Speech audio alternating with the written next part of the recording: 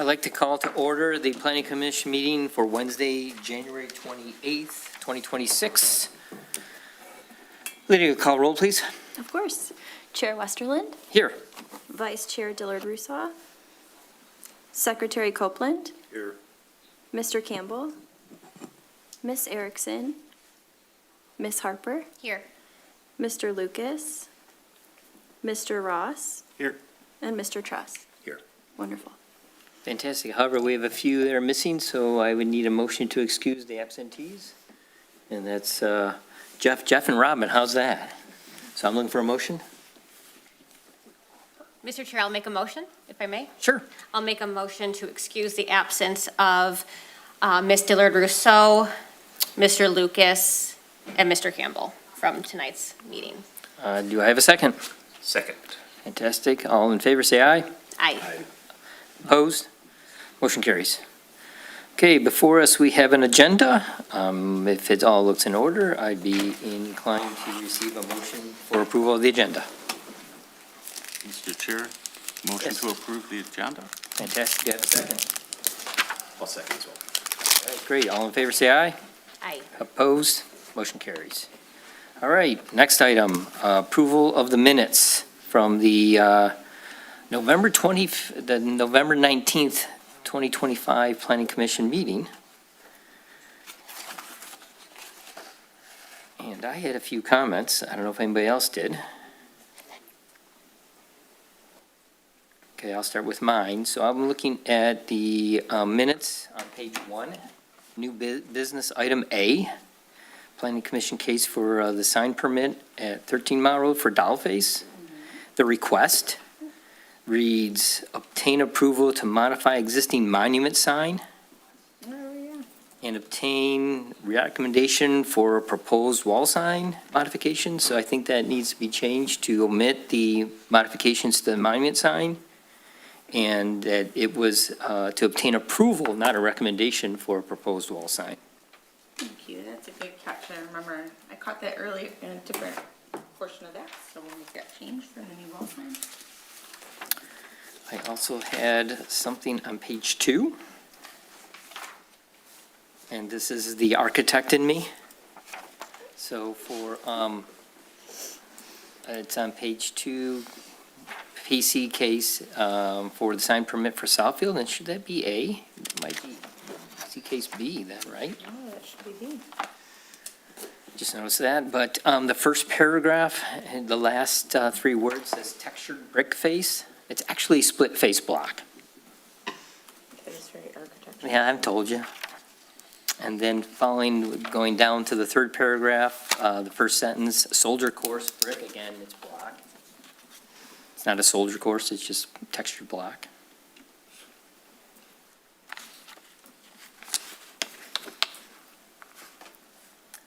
And then at the bottom, last 2 lines.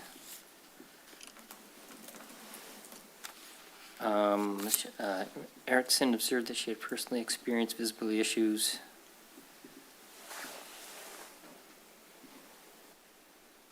Oh, never mind.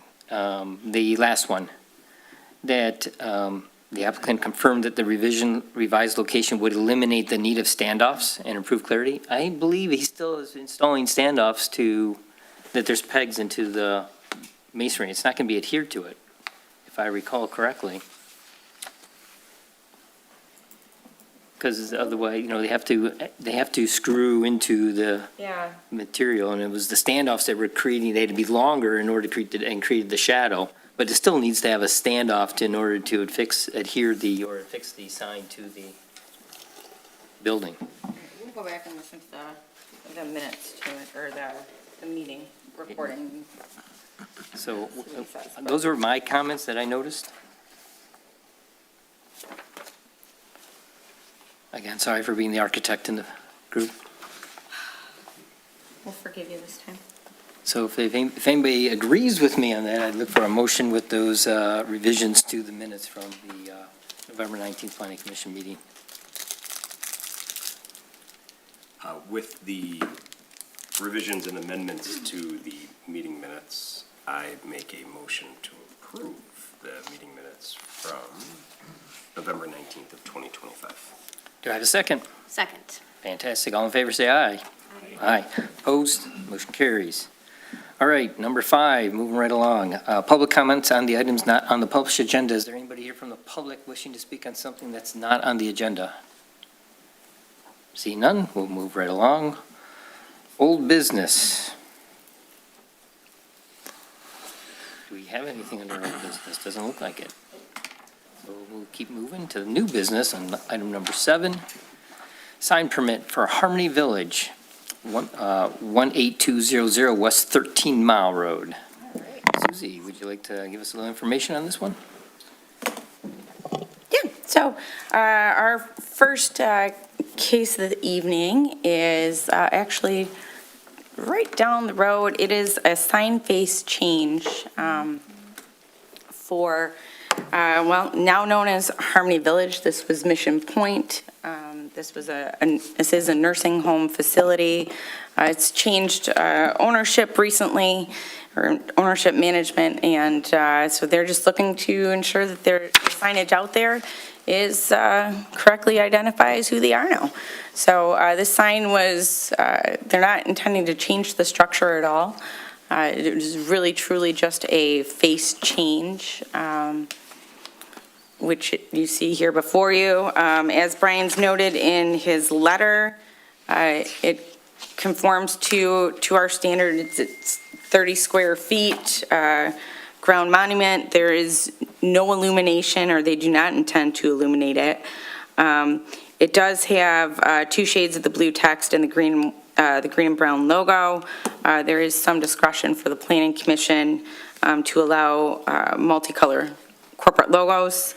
You may want to discuss with the applicant, which we do have a representative of Harmony Village with us here tonight, but discuss the 200 square feet of ground cover of landscaping. I know they have something, but it's really, quite honestly, hard to discern right now because it's buried under several inches of snow. So I'll have Darius come, why don't you come on up to the podium, and he can answer any questions you may have about Harmony Village. But Brian, do you have anything that I didn't say? Susie pretty much covered it all, Mr. Chair. The only item in terms of compliance with sign ordinance standards was the coloring, and commission does have the discretion to allow additional colors for a company logo. Essentially, that's what you're presented with. We have the blue of the text, and then we have the brown and green of the logo. So you have the discretion to allow that, even though it would conventionally exceed the 3-color limitation. That's really all I have. I would just add, I guess, too, there were a few discrepancies in the application form, which I think was included in your packet. Susie has been working with the petitioner to get that corrected as well. It really doesn't impact your decision-making this evening, but one of those things, we want consistency for the file for any future references that may be needed for exactly what was requested and ultimately what was approved. Appreciate that, thank you. So the applicant's here. Is there anything you'd like to share with us before we offer up any questions? Is there any explanation or description you want to give us other than what Susie and Brian provided? Please First, give us your name. yeah, I was going to say, first I'll introduce myself. My name is Darius Parks. I'm the administrator for Harmony Village of Beverly Hills. What I can say is that the old company, this company was recently purchased by Certus. They're based in Ohio. So this would be, they purchased 4 buildings here, so typically, they just want to continue their brand in here. That's basically what the CEO point was saying. I believe they own 16 nursing homes down in Ohio. So they're, basically, it's a new market for them. They just want the consistency across the market from that perspective. Yeah, we don't plan on illuminating the signage or anything like that. We just plan on replacing the vinyl, and, yeah. Appreciate that, thank you. Yeah. I'll bring it back to the commission. Are there any questions of the applicant, Susie or Brian, regarding this application?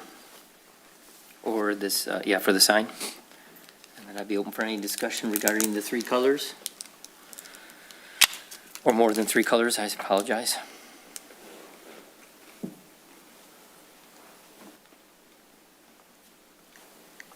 guess I'll start off with, just from the application standpoint, I know that Brian had identified the size, so not only the square footage, but also the lineal dimensions, the 8-foot and the 4-foot, and the duplicate sign information. But also, I noticed that the lighting type in the application also says LED internally illuminated. So as long as that's clarified in the application, I just point that out, Susie, more or less from that application process, if we move forward with a favorable result.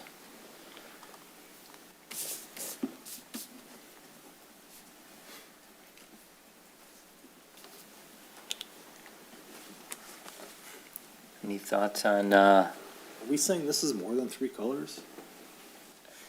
it's because of white, the white background is considered the color of the sign, right? Well, no, it's actually under the ordinance, it's the shades of blue. The 2 shades of blue? Yeah, plus then a brown and green logo.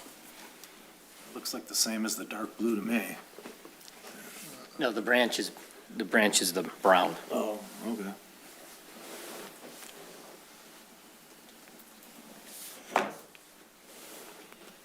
Brown, black, or whatever, can't tell for sure. Depends on your computer. Still looks the same to me. I was gonna say, technically, it's, the green and, if you include the white, it's fine. dark blues look the same to me. With an all white or all black background, that does not count as a sign color under the Okay. ordinance. Maybe I'm colorblind. So the new sign seems attractive. I'm curious, is this something in the ordinance about the colors of a sign that come up often? Do we have a lot of signs that are more than, there's just a request like this comes up fairly? So it's part of the ordinance, so then when we approve signs, we limit the colors to what the ordinance stipulates. So we don't have a lot of signs with multiple colors, Yeah, yeah. because we've followed the sign ordinance. In the past, I mean, one of our big moves we had a few years ago was what we call the Plaza at Brady's, that had the monument sign out front, which every business had their individual coloration, and then as that was renovated, we were able to get that restricted down to all having the same background color and reduce the chaos of all the different colors. So we've strived well to kind of consolidate the number of colors to create the busyness of signs. Yeah, I watched that from the street over the years. It does look a lot tidier. This property seems like it's set back, it's more on its own, and the changes seem attractive to me, so. I mean, from a color standpoint, in my opinion, that the branch is so minimal to the sign, so it's not, in my opinion, obtrusive. And to Charlie's point, from a distance, you almost look like that it could be read as the same color, or very similar, and it's such a small amount that it's not disturbing to me. And we have that ability to make that part of our motion.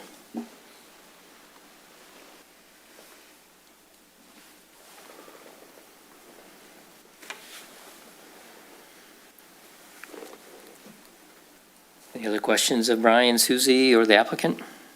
Otherwise, I'd be entertaining a motion. I'd like to make a motion. I do have one question about the interior lighting. Should we put that in the motion, or is it,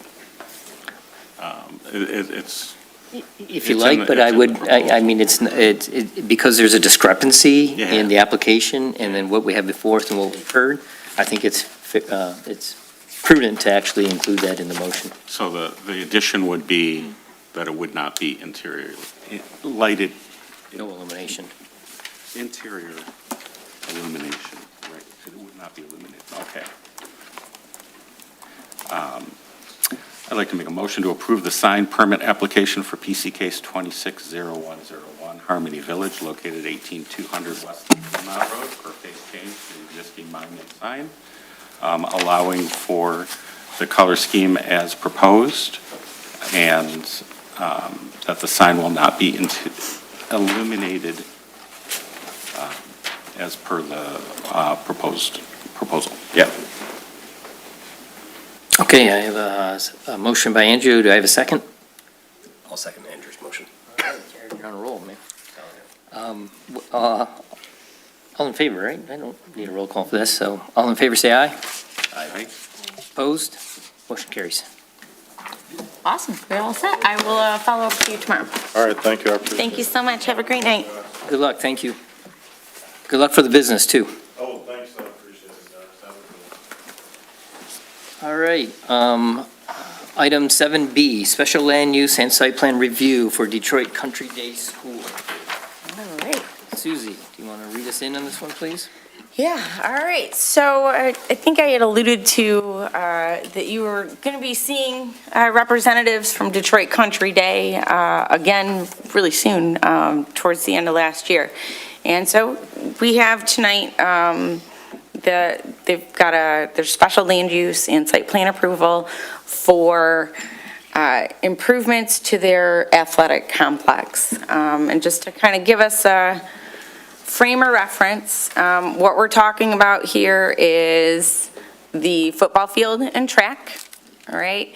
We're talking about, and I've got obviously other images and representatives here that will have prettier pictures than I have, right? They're talking about making this is really an access road, and we kind of saw this in, when we were looking at the recent pictures for the playground, we kind of saw the access road as it continues down, off screen here, really changing the feel of this to be far more pedestrian oriented and more of a campus feel. They have some improvements that they would like to make over here. Installing new bleachers and making some ADA changes to, this is the concession stand, locker rooms, bathrooms. So making some ADA improvements to this site. So it's really contained here. This kind of gives you a better breakdown of the extent of this particular one. So 2 is actually phase 1, okay?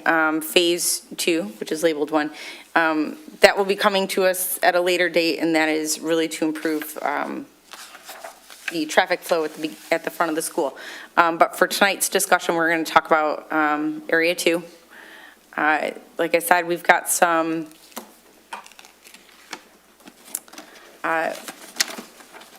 making some improvements, some real physical improvements over here in this plaza, and with the new bleachers, there's going to be some sunshades, if you will, pavilion shades, more plaza, right? Back up. And as you can see in this dotted area here, this goes through here. Those are the pedestrian walkway improvements, really flowing on down, ramp, new staircases, improving this area. And then closer, this would be an alumni gathering area that they're looking to construct. And again, that walkable pedestrian feel with those improvements to the access way. The track itself, the track and field, so the track will be replaced. The field will be replaced. There is new lighting being proposed for the field. And then they are also proposing to move the scoreboard, move and enlarge the scoreboard. So right now, the scoreboard is off over here. Okay, if any of you are. That's on the west end, right? Yes, yes. So it's over here. They are proposing to move the kitty corner across the field right over here. Okay. As we know, all special land uses, we've got to review them each and every time. So this is broadly the scope of what they're talking about. I'll leave it right here for a minute, and I'm going to have Rich Hodak. Hodak, all right, Hodak. I've said it like 1,000 times before, but, all right, so I'm going to have Rich, he's their architect. He is going to walk you through their presentation and really give you a better feel for what they're doing. Voila. Scrolling up and down. I'll just test this here. Okay, great. Good evening. Thank you very much for allowing us to be here tonight. We're excited. This has been a process that's been going on for some months now as we prepare to get to this day here. So my name's Richard Hodek. I'm with the firm Grissom Metz Andrews. We're landscape architects. We're located in Plymouth, Michigan. And these are one of our most exciting projects that we're working on right now. So I'm excited to present this to you. So we were contacted by Detroit Country Day in that they were looking at already in the process of updating their current, and Susie's kind of reiterate some of the things that she's mentioned, but re-update their existing athletic football field and track and some of the lighting and scoreboard. And as they were starting to develop that, they felt that this was also a more opportune time was to start really looking at this complex, at this area, as opposed to just a football field, was to make it a much more of an athletic complex, to give it a sense of arrival, a sense of pride for the school. Everyone's very well familiar with the Detroit Country Day, what they offer, and their level of expertise in many things. So if you can kind of follow my cursor again, scope of the areas around the track, around the concessions building, up to about a zone into here from what we call the fire lane, and back up to a point around here coming off of the entrance drive here. So this gives you a little bit of context relative to the upper terrace. For the most part, I'm going to go back, is that we're not changing anything on the track in the way of any elevations. The asphalt track itself will remain. So what they're going to do is they're going to come into the track, remove the polyurethane coating, reapply a new coating onto there, as well as the long jump and the high jump areas. They're going to pull up the existing synthetic turf football field, relay a new carpet down over that, and then I don't know if I can't scroll in at this. All right. Oh, that's all right. That's okay. You can scroll in right now. Okay, I It's like a thought maybe just give it a little bit more. So just partner kind of deal on this one. So again, and I wanted to talk a little bit about it because I think it's helpful to have this understanding of, as we're looking at the existing conditions. So the scoreboard is located down here at the westerly end. So one of the things that I think that needs to be mentioned is that the graphics, right, visually are somewhat visible if you were to look from the 13-mile road here, and maybe potentially from any light trespass that comes through this area here out back to the scoreboard in this location. Sound dissipation is also heading in is heading in an easterly direction across the field, and so there really isn't any type of a large mass of vegetation like we have along this kind of the northeasterly and easterly side of the property. So we have sound emanating out in these locations here. And one of the things that is upgrading this scoreboard, they've been having some difficulties in the operation. They've been making repairs, it's getting costly. And this was, I think the scoreboard I recall was installed back in 2011. So they're wanting to, at this point, upgrade it and move it over to the northeast portion of the site, where there it's going to have more of a focus back to the stands from an observational standpoint, as opposed to everyone kind of cranking their head over to the left side and trying to see what's going on. They'll have a little bit more of a direct view straight on to the to the area here. Also is that now that we have that location set, this entire wooded area here becomes a buffer. So you're not seeing any of the graphics from 13 Mile or Lasser, because it's all, the graphics are to your back, or it's to the backside of you as you drive around this area here. Also, all the sound is also is going to be focused inward towards the bleachers. And so we should be helping this reducing any of the decibel levels. There's 4 current light poles that are out on the site here now. I think they're approximately, Jason, maybe you can correct me if I'm wrong, they're 60, 65 feet or so tall. And they have an existing lighting system that's been there since around 1989, 1990. So what they're looking at doing is to upgrade to the current technology, which are LEDs, and these are highly, highly controllable. So as opposed to a light that just blares out in any direction, LED lighting is controlled by pixels of light, and every pixel is focused and adjusted in a very concentrated format, so that light can be placed directly onto this field, and your cutoff from dark areas is very much controlled, and you really reduce the amount of lighting. So this is again, we're talking 30 years or so of lighting advancement that's occurring here. So from a lighting standpoint, that's going to be a huge improvement for them itself. The bleachers, they're currently having some, I think there's some grading issues that they've been having, some settlement issues. So the bleachers are going to be completely removed, and new wall and new ADA access ramp down to the track will be added in as a part of that.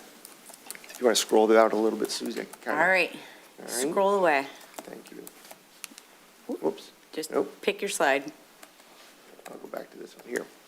So just kind of give you a little bit of context, though, is for the upper terrace area that we're mentioning.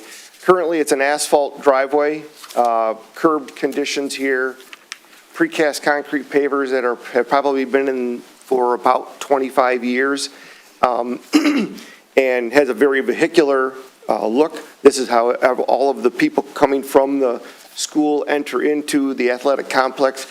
No sense of arrival, really just kind of you're walking down a driveway. As you come from heading west to east, now you're looking back, this is looking back to the west. You can kind of see the scoreboard over here on the far west end.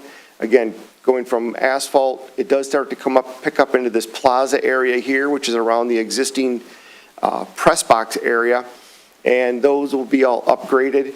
There's an existing retaining wall that is here that retains, kind of holds up the baseball field that's here to the south side.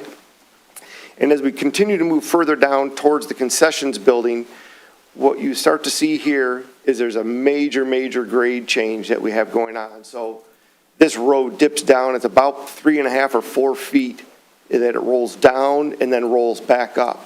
So vehicular traffic, anyone that's driving around there, it actually is not a safe condition, especially for any vehicle that's in there. And the terrace currently right now, there's a kind of a significant slope, not ADA compliant. So we're looking to make improvements to that. Here's some kind of reference imagery of where we're going with this. So one of the things that we looked at was that the school already has an architectural vernacular that's really consistent. Their administration's building, their science building, the theater area that all kind of are at that main drop-off all have the same consistent architecture. So there's a green metal standing seam roof. They've got brick, limestone accents. And then the windows, you can see is that there's this kind of this square pattern that picks up through the windows. So one of the things that we wanted to do was to bring that through as we develop this into the same architecture so that everything's consistent and coherent all the way through and it looks like a cohesive campus. And we're really kind of elevating this from really is this, Detroit Country Day is not only just a high school, it's a college prep, right? They have your higher advancement classes, and so we're wanting to elevate the look of this entire campus to that level of like a college campus. So again, creating a sense of arrival as you come into the site here, kind of of nature into here, creating colonnades, masonry columns that will have lighting that comes down and lights up the pathways, that will have some banner that would be on each of these columns. We'll show you those graphics. Bringing in concrete and clay brick paving. So one of the things that we have to deal with is that this is a fire lane. So we have to maintain always is the structural integrity for the fire trucks, as well as an open avenue. So that will be maintained. So we're looking at, this will be a heavily reinforced concrete and then brick accents. And so this kind of the patterning starts to pick up on those square patterns from the window mullions here. Landscaping, so we're going to start, again, reinforcing the kind of the pathway as you come into the plaza walkway here with some evergreen or deciduous materials, shade trees that give scale and shading. And then also we felt was that it'd be kind of fun and have kind of an Instagram moment. And so a lot of college campuses you see, you'll have their logo or such placed at some point. So this is kind of where students, alumni can kind of gather around. So this would be a kind of a large, that's about a 12-foot by 13-foot aluminum DCD sign that would be out there. So we'll show you those here. So again, here's the new plan. Again, updated graphics, synthetic turf field, new track surfacing, scoreboard. This shows it on the inside, but it is actually, there are other plans will show it. It's located up in this area here. Updated and new bleachers with a ramp that will come down to the track elevation here. Really, at this point here starts the entrance in off of this existing drop-off. So you'll see the gateway here. I'll walk you through the pathway. Just for context, this is the location here where the logo kind of sculpture element will be located. When we got to, as you come down this walkway, what we decided was that when you get to this spectator zone, we felt that we needed to elevate the kind of the level of the look in here. So what we're seeing here is that we're taking one of the brick colors that would be part of this concrete pathway and use it as an accent, and then also have another complementary brick. So it'll all be clay brick paving. And the reason we're going with clay brick is because it's a much stronger material over concrete, and the color and the richness of it will last far longer than a precast concrete paver, which will tend to wear out over time. And as you come out of the plaza areas, Susie had mentioned, I'll show you here, there's an ADA compliant ramp, new staircase, upgraded paving again down around the concessions building, and then we tie back in and we'll be upgrading and raising this grade around the asphalt drive back to this location. In doing so, we're going to need to build a retaining wall and staircase around here to hold that grade up. So we have some additional landscaping that's going to help soften the look of everything around there. We will be adding, we'll adjust it. Right now, there's an existing kind of a timber wood staircase that comes up this hill for the athletes to come in, and the home team is situated here on the north end of the building. Visitors are located on the south end. So what happens now is the teams come off the field, they come up this kind of dilapidated walkway, and now all the visitor team has to come through and around and mix in with the concessions and all the spectators to get back over to their team room. So we'll be adding a sidewalk around the back of the building so that they have a separate access. New walkway is a part of that. And then lastly, one of the things that we'll be dealing with is from a stormwater management side is that we're looking at using this back area here for underground detention for the stormwater.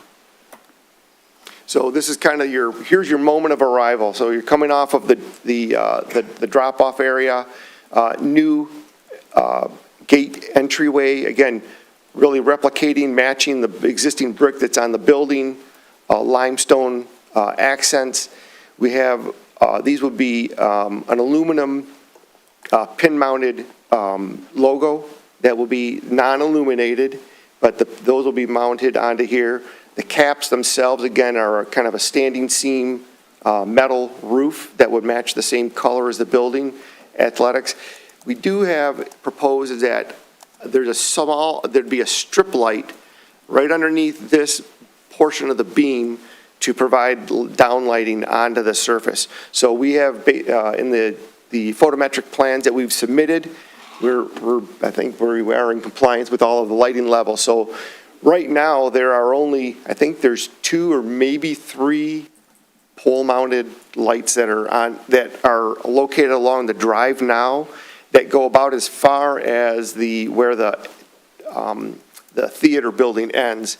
Once you get beyond that point, there is no other lighting outside of what lighting is being cast from the current field lights. So we'll have a light at this location here just to kind of wash this entrance point here. You can kind of see here is that we've got bollards. So this area is never intended to be an access for vehicular traffic just to drive through. They are removable so that when the DIA or the Detroit Symphony actually comes in and does a concert there, they can pull these out, they can drive a truck into it, have access and drop off. Also, being that this is a fire access lane, we have a 15-foot minimum clearance, which is typical of a clearance requirement for fire trucks to drive under. So we are maintaining the 20-foot width that's currently out there now for fire access, as well as vertical height for clearance of the fire truck. We'll also be then seeing here is that we're going to be adding landscape to kind of start really upgrading and elevating the area. Not only, it's also to soften this, right? We don't want to add tons of masonry elements without having some landscape that's going to offset it and balance the area.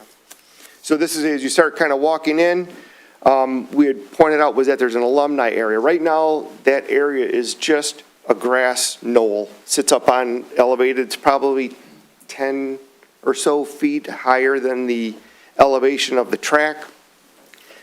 Currently, they'll bring out during alumni events, during games, they'll set up a portable tent. They have an opportunity to kind of congregate there. And they also have this kind of their senior rock out there. So what they're looking at doing was to, again, create a great space for alumni to gather and kind of really have some camaraderie around this area. So you'll see here, again, paving systems, the masonry colonnades. These will be lights that are they're LED lights, downlit, controlled so that you don't have dark sky, lighting up dark sky issues. Banners mounted to them. Banners will only be located on the kind of the walkway side. They're not on the back side at all. And the logo piece themselves would be double-sided on that area there. So as you come into it, you kind of here's a kind of an aerial perspective looking back. So we're looking at, this would be a kind of a radiused arced trellis structure. So they would have masonry columns, and then it's an aluminum structure itself with the trellis kind of topping into here. Again, precast, brick paving, some seating out here. And then this we're looking at was to put out here was a deck area. So this really, from the grading standpoint, the deck is really flush at grade. There's some grade, a couple feet. We would make it such that we wouldn't have any greater than a 30-inch drop from deck to finished grade. So we're trying to not have to have guardrails around there and kind of obscure the view. So this would all be, kind of a safer and not a highly elevated deck location here. Also adding additional landscape around the back side of this, right? There's a large grouping of evergreen trees now as you come up that drive, but there is kind of a view that kind of peeks through here from the driveway into this space. So we would be planting the back side of that with larger evergreens, and then again adding some additional flowering trees and ground cover plantings around there to kind of just, again, elevate it and really define the space.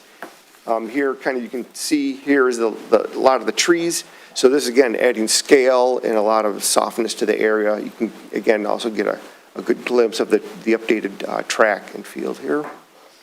So as you start, again, coming out of the area, continue walking down towards to the spectator area here. We're adding, right now, there's no landscaping along this building, right? It comes out, this building, there's a concrete sidewalk, a curb, an asphalt road, another concrete curb, a little bit of lawn, and then that walk. So now we got a 20-foot wide pedestrian corridor that really elevates this whole area and really makes a great space for these people, the visitors to come to. So again, adding some landscaping to kind of soften up the architectural veneer as we move down here. Oops, next one to here. As we get past the theater building, on the right-hand side here, there's a, I think it's the transformer, Scott? Chiller area here. And that wall between, there's a wall right here, and then you can kind of see here the retaining wall for the baseball field. There's a small, I think it's a 4 or 5 foot wide sidewalk that leads you to the baseball field. You'd never know it's there. So what we're trying to do again is, this isn't all about the football or soccer, but we're trying to add all the athletics. So one of the things that we'd like to be able to do is, is to add some wall graphics that might be, whether they're permanent or whether they're hung, but there'd be a wall graphic on here, just kind of creating kind of an acknowledgement that this is the baseball zone. And so that when people are coming to here, it's a little bit more of a wayfinding element for them. And to know that, you know, right behind this, as you turn here, you're going to walk down and have a connection back to the baseball field. Again, carrying the same paving system all the way through here. Again, logo at this point here, again, 10, 12, 13 feet. I think it's 12 feet high, but I think it's 13. This side of the sign would be an interior illumination. So it's a polycarbonate material. So it has an illumination, a glow to it. It's not meant to create enough light that you're, from a safety standpoint, that's what all the other column lights are doing. This is just kind of an accent from the lighting standpoint, just to kind of identify that during the night games. As we come into the plaza, we start to see here the change of the material. So again, keeping one brick color, it continues on through, and we change over to all clay brick. Start to see here the new pavilions. So kind of move into this area here. So they're going to be rebuilding the wall. We would be looking at putting these kind of the lean kind of armrest stanchions up along this wall here. New pavilion again that would replicate back to the alumni overlook zone. So same materials, all aluminum, has some interior downlighting in it. And also they would have, electrical service that would be tied to this. And then as well as the ability to shut the louvers. So if they have an afternoon game during the summer or spring, they can shut those louvers, provide a little bit more shade on that area. This is kind of a look back now out to the football field. So you got the new stands, updated track surfacing football field. Again, kind of the scoreboard, again, it's shown here in, right at that end zone, but it's basically if you just took this and you pushed it back just beyond this backside of the fence line here. Again, updated lighting. Light poles aren't changing, it's just the head fixtures that are gonna change. Kind of look back again to the bleachers and so disregard, not all that has been modeled by us, but gives you a sense there. Here's an overall view of the football field and track. Again, taking that scoreboard from this location here and moving it back to here where the focus of sound and visual is all back towards the stands as opposed to having to crank your neck back here. Again, kind of just moving past the press box, so give you a little bit better sense of that pavilion. The visitor side will also have a pavilion, but it's a little bit smaller, so not a big change there. One thing that you'll notice here in this is that we've now elevated the entire plaza up that 3.5 or 4 feet. And so now it's all level. It's much safer, all ADA compliant. It really makes the space a much more usable space for them. As you come around that area, now we have to come down and get into this lower level. So we have to, from the road elevation to this terrace is about 7 feet of grade change. So we have a staircase that's down at the end here, that would service them, and well as a 8-foot wide ADA ramp. And we're doing that because the width of it, because what they, when they have bringing in concessions, products, things of that nature, taking, they got to go into the team rooms and get stuff. They're using what are they, like a small cart, like a golf cart. So they need to have some access to get down here because they don't have that anymore now. So this ramp will actually double as that and allow them to have that ability to come down.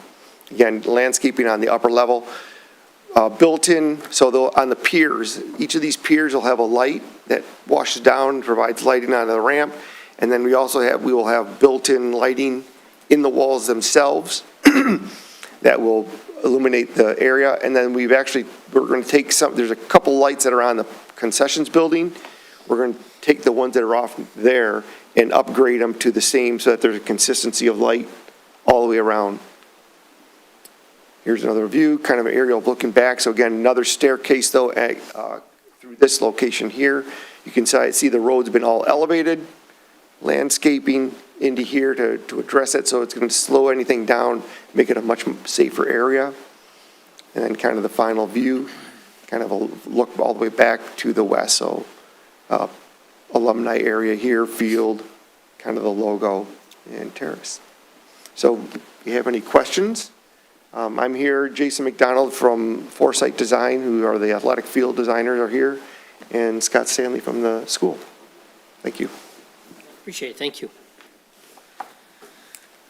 All right, I guess we'll bring it back to probably Brian, right? Provide us your review comments? Yeah, thanks, Mr. Chair. I just have a handful of items, some of which Rich and/or Susie have kind of already covered. Thank you for the long but necessary presentation. Finally found somebody that can talk more than I can, so probably a good thing. So I'll try to keep it relatively brief, Mr. Chair, so we can get into some questions that I'm sure you all have. So as Susie noted at the outset, the site's zoned R1. Private schools and their accessory uses and facilities do require special land use approval in the R1 zone district. This includes athletic and recreational facilities. So we are clearly within that as far as the scope of the project goes. As such, procedurally, this is in front of Commission for recommendation to Village Council. Village Council will have the final review and approval authority over the project since it is a special land use. I did provide a full review letter for your consideration. I will start with the special land use consideration. So within the village zoning ordinance, section 46-188 provides the review standards for commission and ultimately council's consideration. Sorry if that's not going through. Based on the full review, I do think that generally speaking, those standards are met. Do have a few caveats that we want to make sure are addressed to the commission's satisfaction to ensure that we are fully upholding those standards. The first of which is tied to the environmental provision. As Rich noted, within the plans that we reviewed, the proposed scoreboard is on the outside of the track, and that's a pretty heavily wooded area. So what I want to do is ensure that either any tree removal is minimized, if not eliminated altogether, as far as the need for where that scoreboard is being located. So that'll be something that I will look for the petitioner to address once I'm finished here, is just making sure, again, that we have no tree removal or very limited as a result of the scoreboard. There are also provisions related to public services, infrastructure, et cetera. And obviously that falls under engineering and DPW. I think HRC did provide a review letter for your consideration. So the petitioner will ultimately have to comply through final engineering with all of those requirements. If and when commission's ready to take action on this, final engineering, as is typical, can be a condition of any favorable recommendation. The one that is really kind of, if you've gone through my letter, it's a bit redundant, I apologize, but the primary concerns that I see with the project under the special land use considerations would be related to potential noise and light generation, and specifically how that may impact the surrounding residential land uses. As you're aware, we do have residential really in all directions.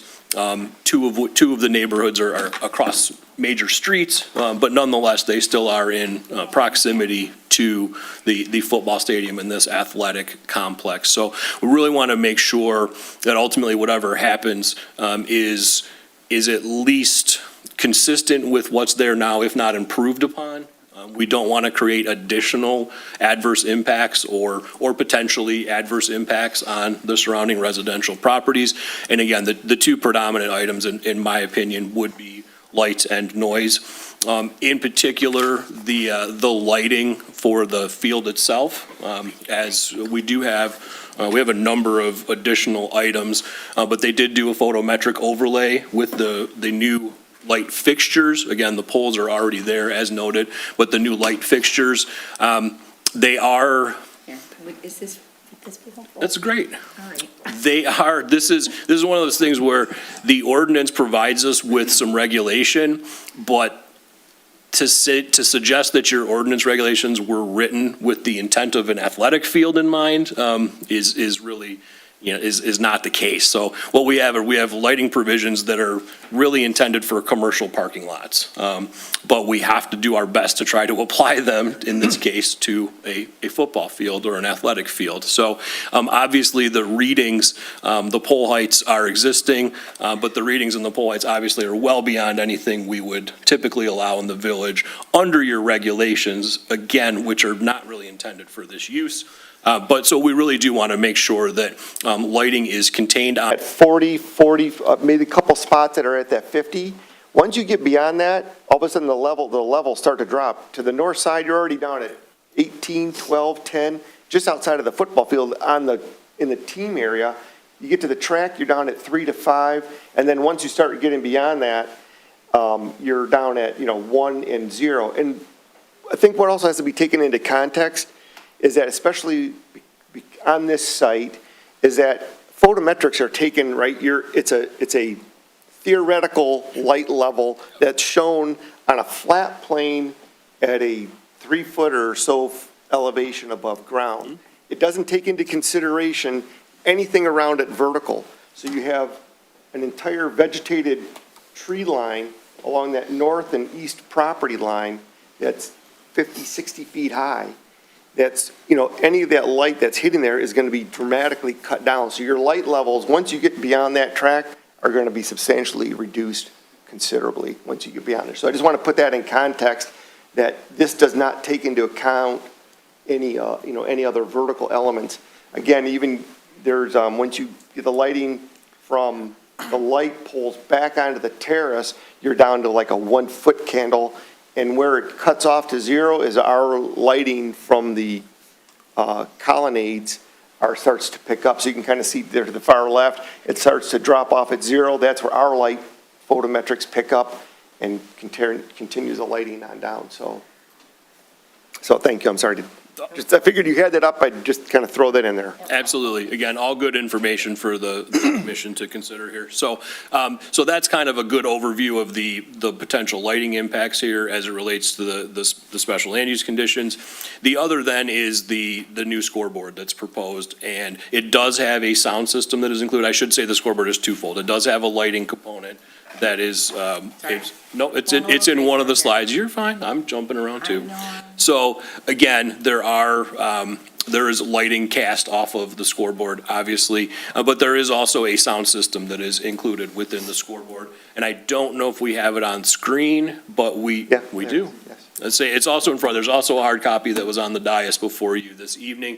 Petitioner did have a sound study prepared to give us an indication of what the noise generation would be in decibels. And as you can see here, once you get into the blues, the sort of lighter, darker blue, we're into the 75, 70 decibel rating. And that's where, at least on this plan sheet, that's where it starts to hit the property line to the west, which is where additional residential uses are. So I don't know how that compares to what is there now. But, 70, 75 decibels for a football stadium is not at all unusual. And in fact, it's, again, this is just kind of my opinion out there, but it's not really that loud in the big picture. But again, part of this is we want to make sure that we're protecting those residences to the greatest extent possible. So that'll be one other thing I think that's worth discussion is what commission feels in terms of that potential impact. There are a couple of other items I have that are kind of tied back more to the site plan itself. And again, this is a case where we're trying to apply regulations the best we can to situations that they're probably not meant for, but, again, we're working within the constraints of what we have. The masonry columns and the gateway arch that was depicted earlier in the presentation, those do all have light fixtures. So the tie to the zoning ordinance is that you do have, again, restrictions on lighting as it relates to the mounting height and essentially it's referred to as the pole height because it's conventional regulation for parking lot lighting, but we're trying to massage it into this project. And those fixtures are slightly taller than the 14-foot maximum that the ordinance would allow.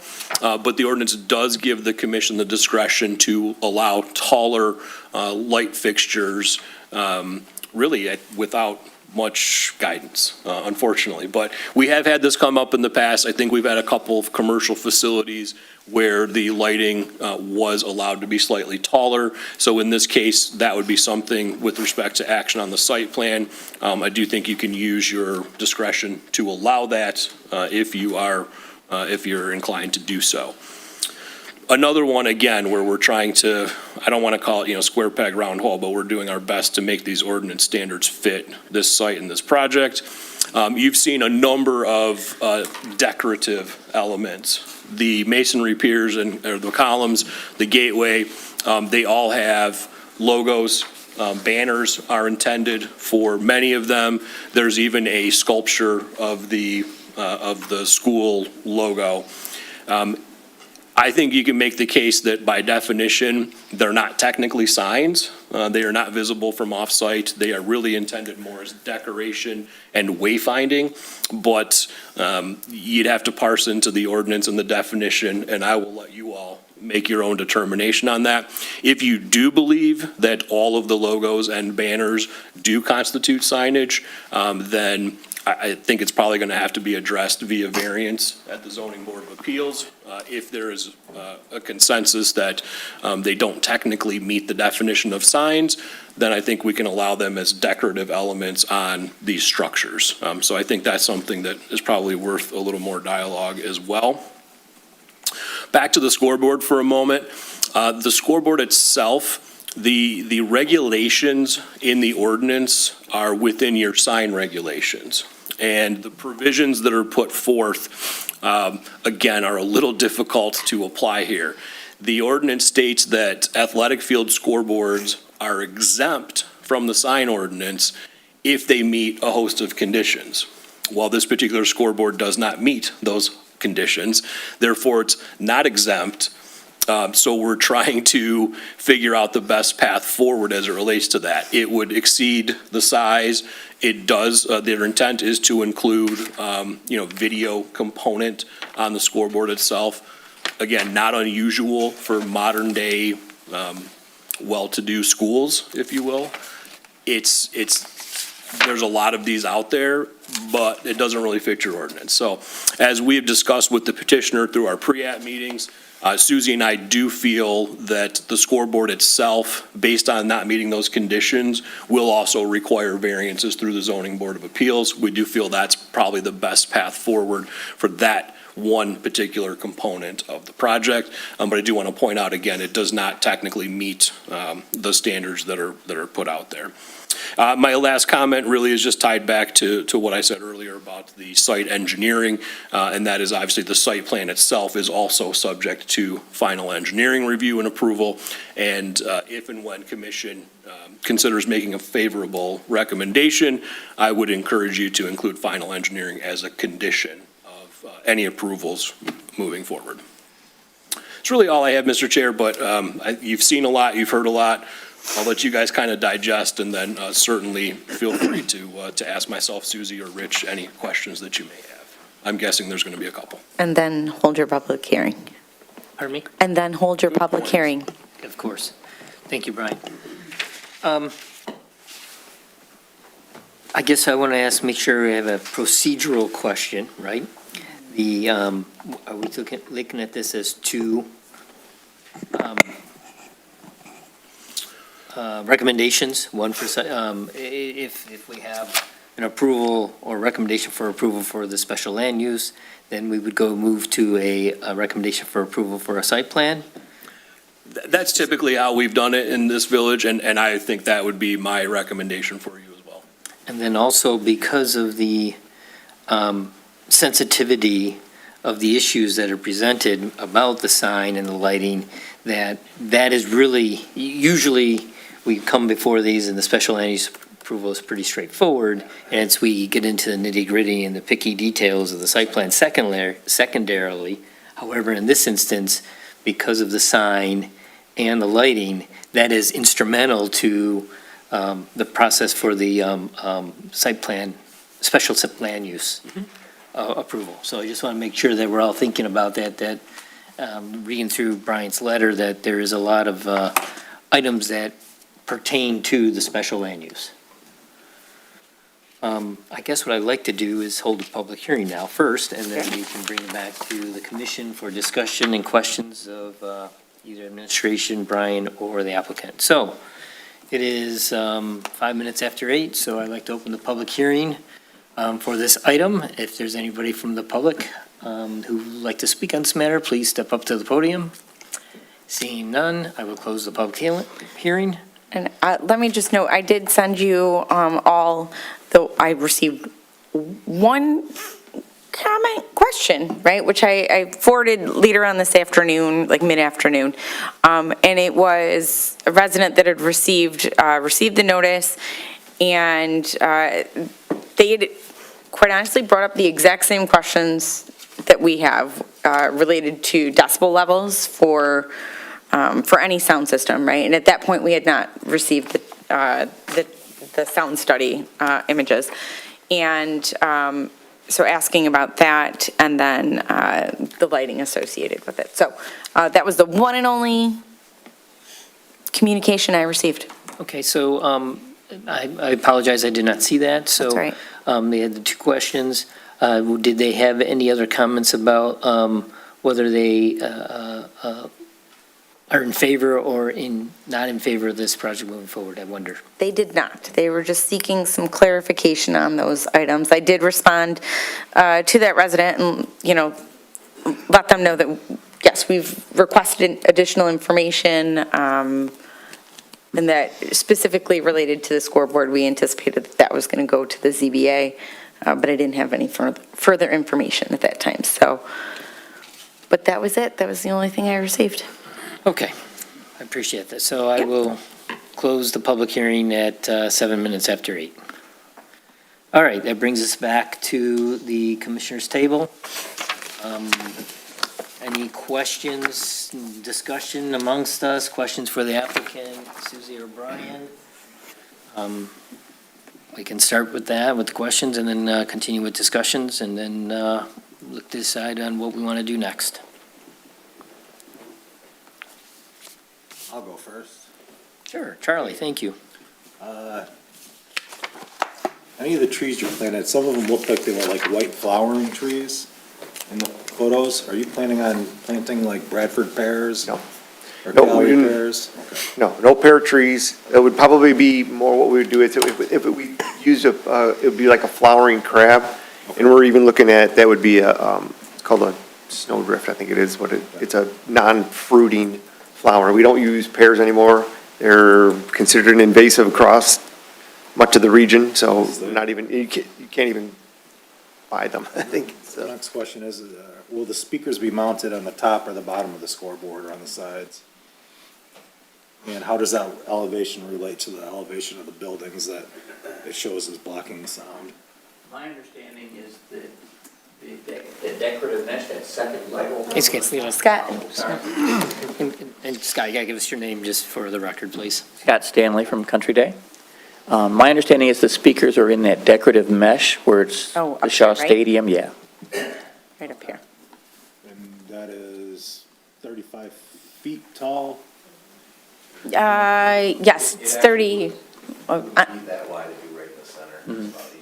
But is that taller than the buildings that are blocking the sound that you show on your plan?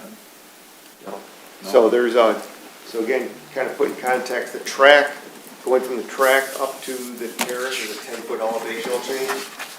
And then once you get from that point to get to the, where the theater building is, that's, I think, about a story and a half. So it's probably another 20 or 25 feet tall, so. Okay. I don't believe that, well, I guess this doesn't show reflection, right? This is just direct sound. Quite sure there'll be reflection off the buildings.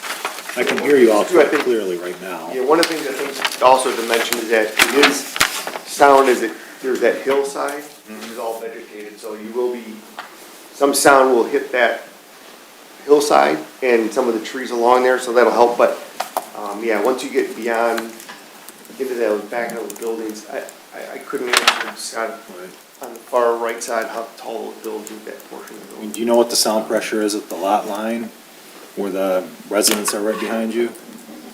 It'd be was that the west side? This one, Yeah, Or does the- anybody know what the existing sound pressure is there? And what the chart says, it's in that 70 decibel Oh, zone. no, that, your Oh. chart's showing what you're gonna generate. I'm asking what it is like normally on any normal day. Oh. Yeah, Like how much louder is it if it's, if it's like, say it's 60 decibels, it's a logarithmic scale, so if it's 60 decibels now, it's 10 times louder than it would be, or, well, not pressure, not perceived loudness, but, so I'm asking if anybody happens to know how loud it is back there now. if anything, we're hoping that, because of the direction of the sound, that it's actually holding more onto the campus, as opposed to now the speakers are going in both directions on the field, which then carries it across 13 Mile. But yeah, I'm aware of that. Well, I guess, that'd be help for clarification then, right, Charlie, is where are the existing speakers now? Are they intended to be removed? Yes, yeah, we won't Where are be, those located now? they're mounted on the light poles. So all 4 light poles have speakers? Mhm. And so I'm envisioning, and they're pointed and directed towards the fans, Right. and those would be removed? Either we're going to remove them or we'll just leave them up there, whichever is easiest. Well, they would not be functioning any longer? It wouldn't be part of the sound system. So then the sound systems would be all focused out of the new scoreboard? Yes.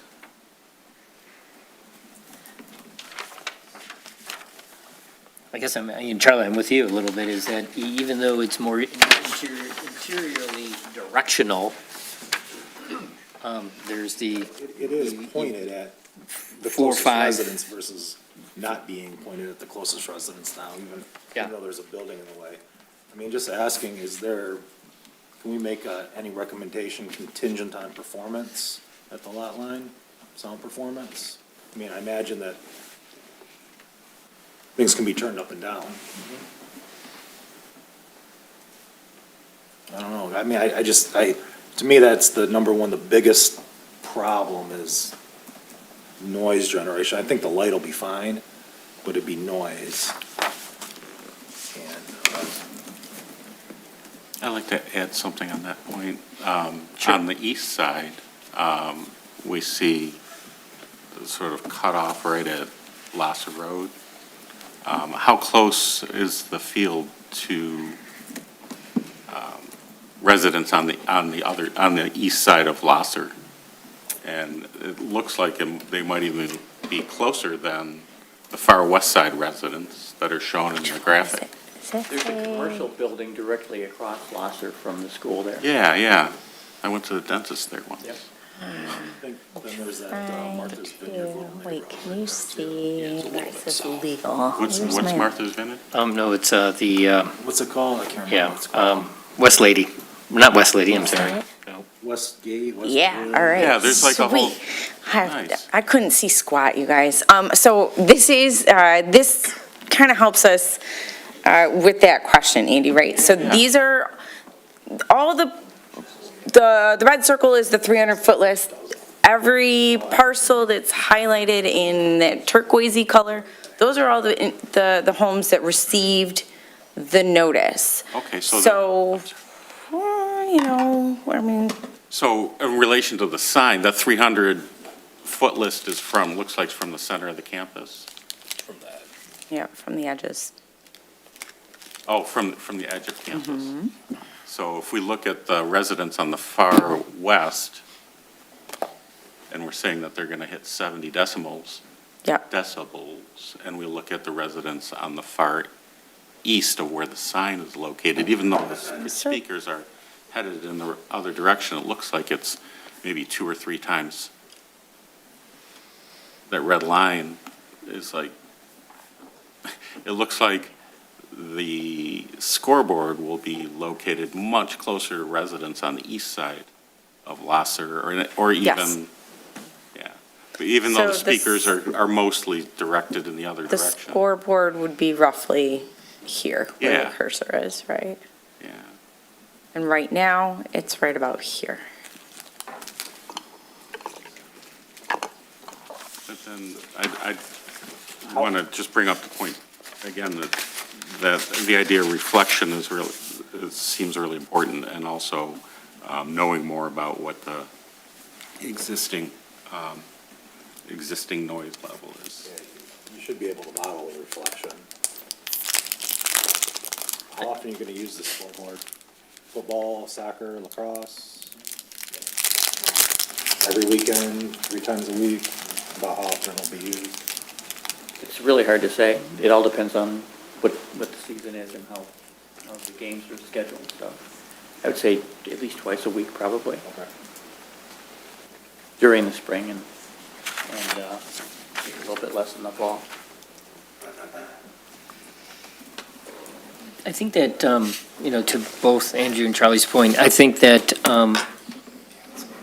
it'd be good information to understand the elevation of, we have the elevation and the survey provides the grade elevations around the track, and it goes a little bit beyond that, but it doesn't extend all the way to 13 Mile Road. So I'm looking at, we can go to that picture right there, though. This one? No, Or the previous one. this That one? one there. So when I look at that, I see the array of the illumination coming off that scoreboard. And yeah, now it extends out towards 13 Mile Road, and that's right where that gap is in the landscaping, or the tree. You got good tree coverage around the backside, Lasser, and then comes around 13, and there's that opening that you can actually see the field. And I worry about not knowing the elevation of 13 Mile Road comparative to the elevation of the scoreboard, to know if that's going to be distracting to drivers driving eastbound on 13 Mile because of the gap in the landscaping as you go east on 13 Mile Road, because the field's down lower, but the scoreboard's high, and then I think you're going to be close to that scoreboard at eye level as drivers are approaching the intersection. So knowing the elevation of, and I didn't look closely to Charlie's point, I didn't see, I should go back and look at the elevations along the school building. But knowing the elevations at 13 Mile, then also then a little bit at Lasser to, and answer Andrew's questions, to know what we're understanding the relationship of the height of the sign to not the sign, the scoreboard, to the surrounding areas.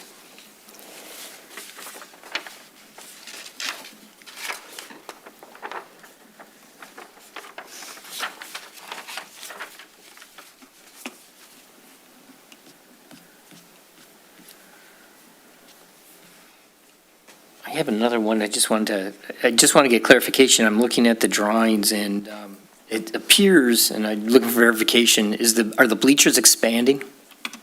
I hear you, Walt.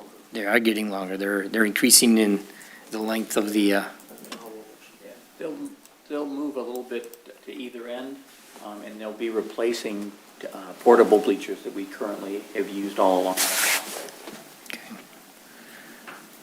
and then, some of that stuff that you presented, Rich, I appreciate that. But looking at the graphics that you had showed, there was also, in addition to the logo for the Instagram pic and then, but there was also imagery of Detroit Country Day being spelled out along the far side of the field on the images that you presented, but it wasn't in the package. So I just want to make sure that, I see these two images at the, Sorry. no, you're all right, those two images at the right side at the screen wall for the chiller plant. But then in one of your other images, you had the whole Detroit Country Day spelled out. And I didn't know if that was a part of the additional, right there. There? That was on both sides of the Yeah, field. all that is a windscreen that'll be running alongside or running on the chain link fence to kind of seal the stadium in. So that is going to be, that is part of the development, is to add that in with the chain link.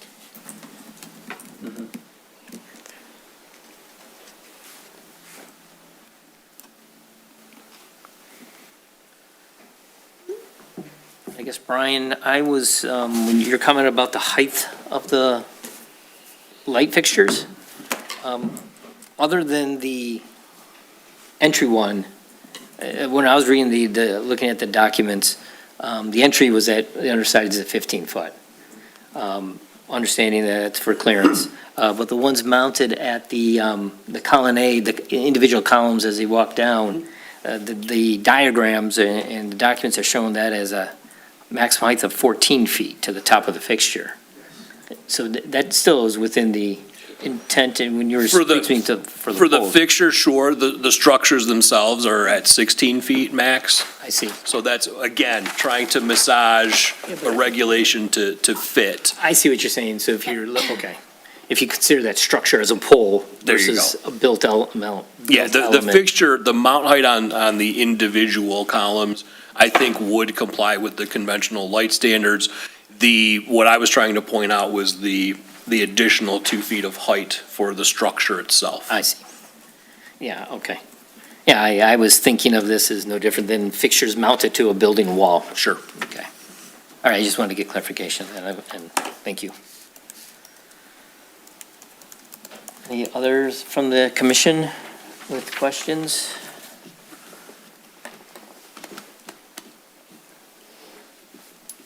Mr. Chair, if I may. Yes? I'm not sure if we received an answer on this, where the scoreboard is proposed to go, how much vegetation would be removed? As far as I know, the sign company is kind of handling all that. As far as we've been told that they don't intend to remove anything, but we can verify that and make sure that that's followed back up with staff and clarify that. But at this point, from our understanding, that is not intended to remove anything.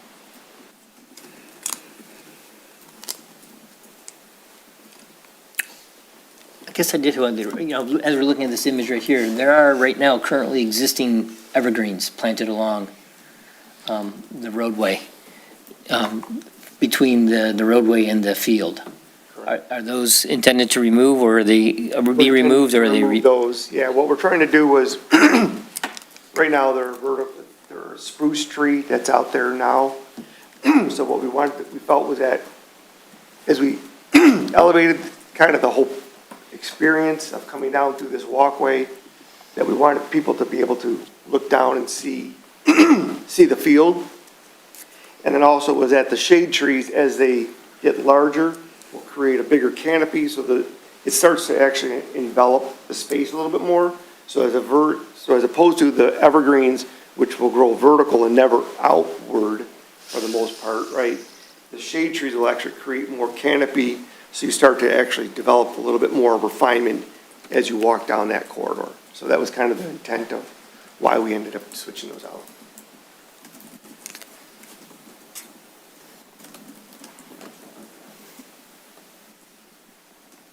I did not look, and I apologize, was there a kind of tabulation of indicating the trees being removed versus trees being replaced? No, can follow back up with that.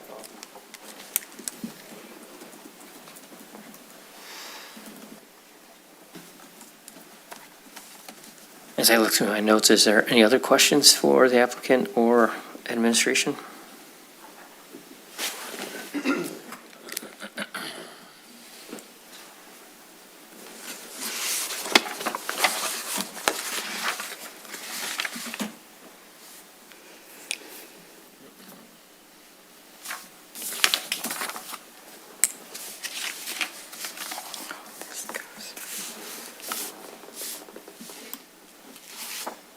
So looking at, I'm just looking at the drawings here. Charlie, to answer your question, it looks like at the building, we're at elevation of 706. And the base of the sign, that existing grade is 688. So you had 35 feet to 688, that's 723 feet versus 706, so quick math, 20 foot, just under 20 foot. Yeah.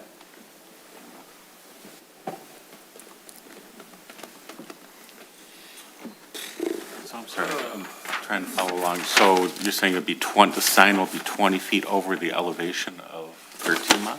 No, I'm at the building, not at 13 Mile. I don't know what the elevation is at 13 Okay. Mile. So the height of the sign Yeah.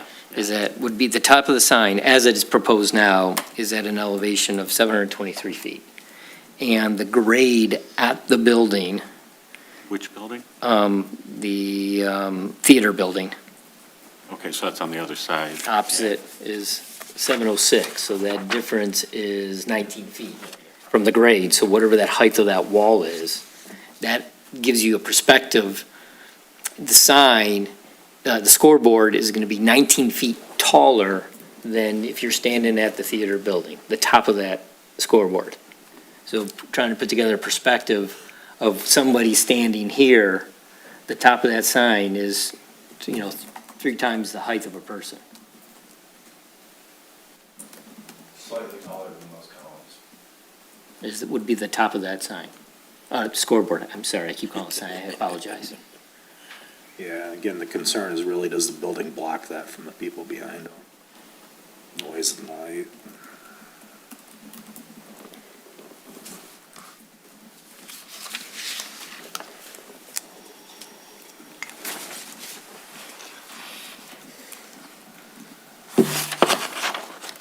And then we have to, as a commission, I think, look at and provide some, or have some discussion on the logos and the banners that are spaced throughout, and whether or not those constitute signs, and how we move forward with that.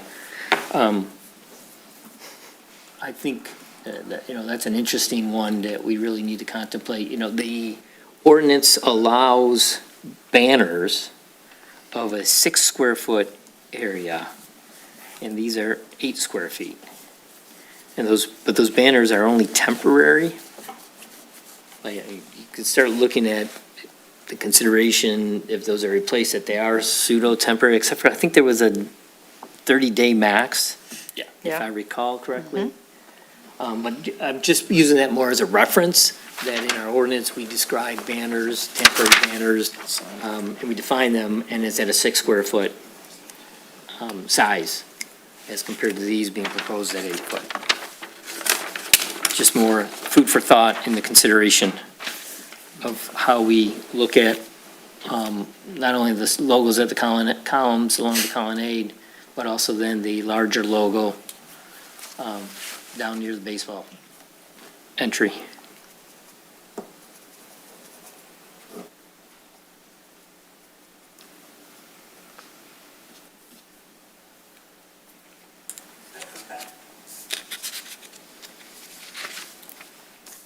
I think that was all my notes.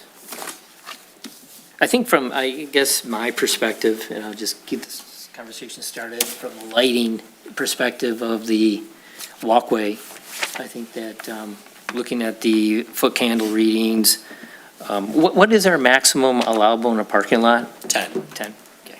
So along the pathway, we're all within Yep. what we would require at a parking lot.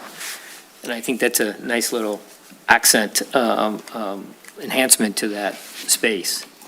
Yeah, the only, in terms of the lighting intensities, the field lighting, the replacement fixtures are the only ones that are above. All of the other internal, the decorative, the pathways, the building mounts, all of those are in compliance. Okay.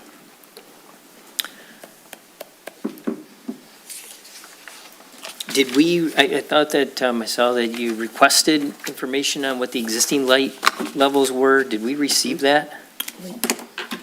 And again, if you sent it via email, I did not have a chance to look at that today. This was, words.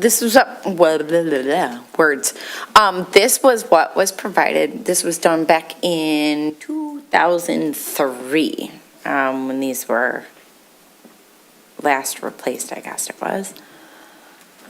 So this is, I mean, really, it's the field, right? So this is what we're looking at, and let's see if I can get in. This is where, let's getting better. 40, 41, 42? Yeah. Usually there's a chart on the side that'll provide maximum minimums. Is that Let's height? max. And they've got it broken down by each pole, right? So maximum height is 66. I don't think they're going, this is the chart we want. I think it might have been at the top, might have had that 46.58. Right.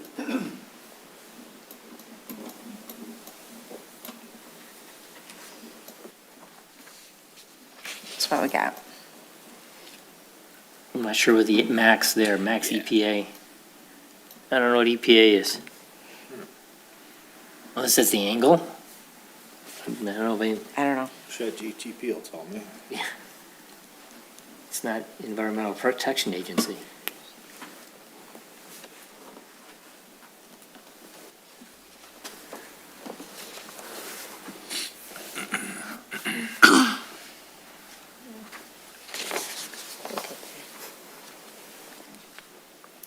And then our lighting levels are a little bit more robust than that. At the center of the field, we get up to 50s. According to our computer overlords, it is the maximum wattage you're allowed to install for exterior lighting, maximum exterior power allowance, whatever that means. Effective projected area. Wow. Rock for the win. Still doesn't help, doesn't give me a foot candle Fail. number. Gives you what EPA stands for is what you asked for.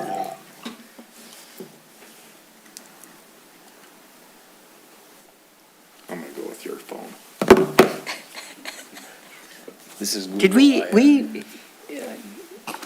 seem to think that, did we look at stadium lighting somewhere else? We didn't have any Not that lights on? I was able to find. I mean, Scott, did you don't have any, do you have any lights on the baseball field? No, Okay. these are the only lights we have. All right. Thinking of something else then. I mean, what is it like? Some kilowatts.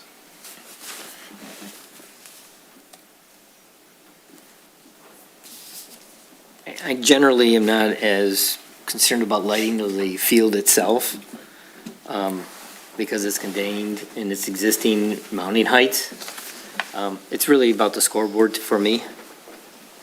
Not only from a lighting side, sound side, the overall size of it in relationship to our current ordinance, which is 200 square feet for a scoreboard. It's a little bit bigger than that. Yeah. Yeah, I think I'm right there with you. Like, as far as I can see, the stadium lighting and all the pathway lighting, that'll be fine. It's just scoreboard and how it's angled. You're right, you can probably see it from 13 Mile Road. I'm looking at the building here, this one-story brick building, it says, where it looks like the sound is directly, it's coming in at a 45-degree angle, right? So it's going to bounce at a 45-degree angle right across Lasher Road, that sort of thing. I think I'd be much more comfortable if we saw a better, or more detailed or sound model with reflections and that sort of thing, and taking into account building heights and that sort of thing. Yes, you're referring to the concession stand area, right? Yeah, Is that what 'cause that is? It says, it says one-story brick building. Yeah, that's, because that would, isn't it Westwood across the street? Something like that? Anyway, but that would be almost that direction. Yeah, because you see it's gonna Yep. get the angle incidence. It's, you know, and seeing stuff like that, you know, you might be those one or two houses right there that you're gonna have this like focus projection of sound on. And then I worry about the ones at the other end, at the west end of the parking lot. That, because now directly across the field and then to the parking, across the parking lot to those 3 or 4 residents at the end before you tuck behind the school.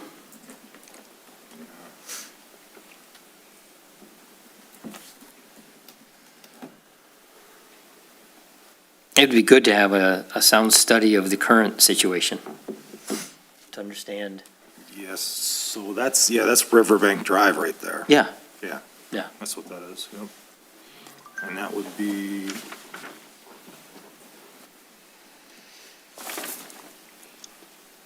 yeah, that's like right, yeah, right going across Lasser, if it were to reflect.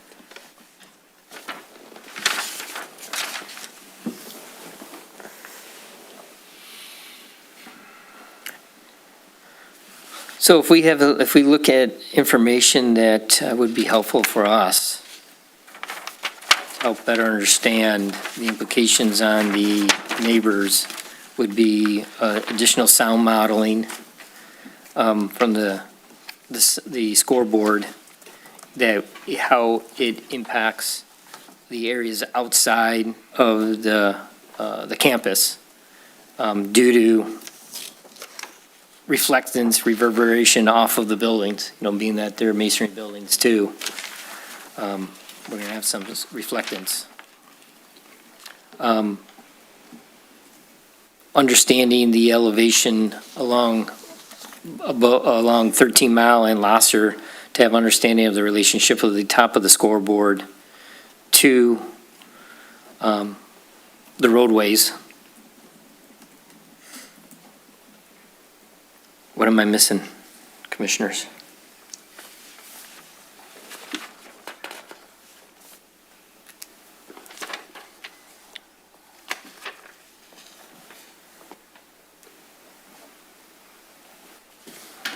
Oh, and then looking at if there's a way to I think it'd be helpful if we had a model of the existing speaker system, knowing on how that would compare to the upgrades.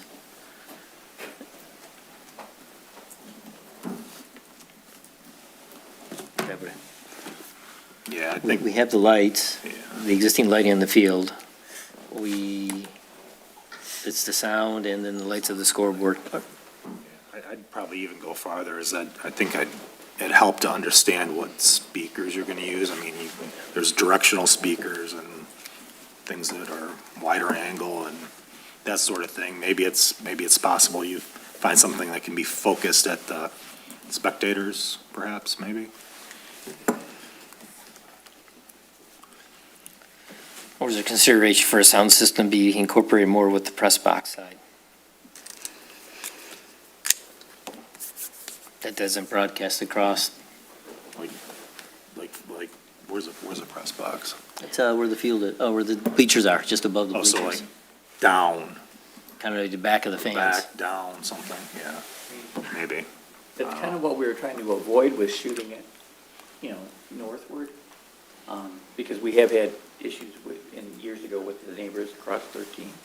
So we were hoping that by pushing it back towards the school, that we would eliminate the neighbors. I guess that's, Scott, that's where it'd be helpful to have a model of the existing conditions to know, are we improving the situation? Or are we just shifting conditions? And I'd probably say the people on the west side have been, fairly aggrieved in the past by certain things, so I would not want to make their situation any worse.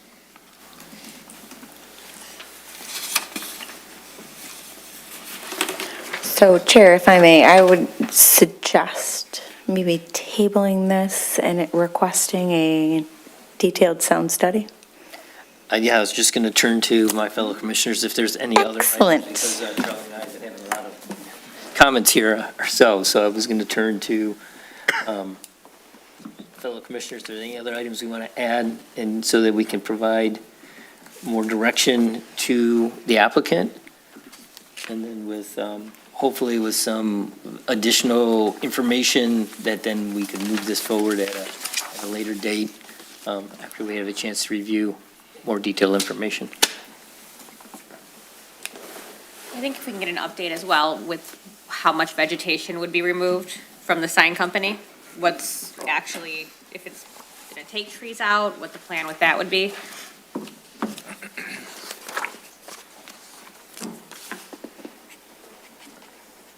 And one more comment about the sound. This picture is really bound at a 70 decibel level on each side.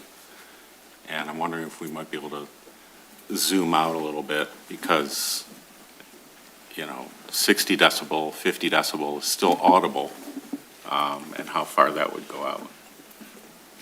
In a sound study, it would be nice to be able to zoom out just a little bit further to see the residents on the east side and on the north side, east side of Lasser and on the north side of 13 Mile, particularly your comment about the noise level in the past.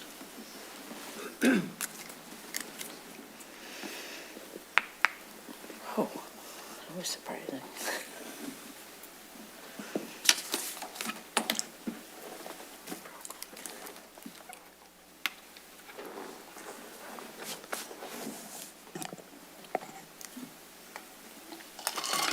Shoot, I have that. All right, with that, if there's anything else that anybody else has to offer to the applicant? And it sounds like that there's a consensus, it feels like might be a motion in our future here to table this for further information.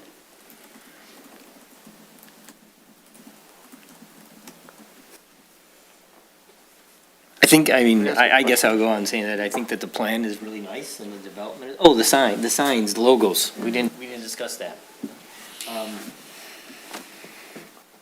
I don't know if there's a further information that is required of the applicant to provide us, but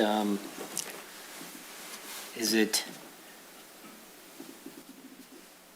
I don't, we could easily make that, one course of action is to let zoning board of appeals provide Interpret that. or determine the direction on whether or not these are, logos versus signs for consistency. And I guess, we don't need to make that decision tonight, but something to consider is how to treat all these items. Personally, it's interior to the property. It's not really seen from the road or anything. I don't have any heartburn one way or another with the signs. I'm in agreement with you, with one exception that I saw, and I didn't really get clarification.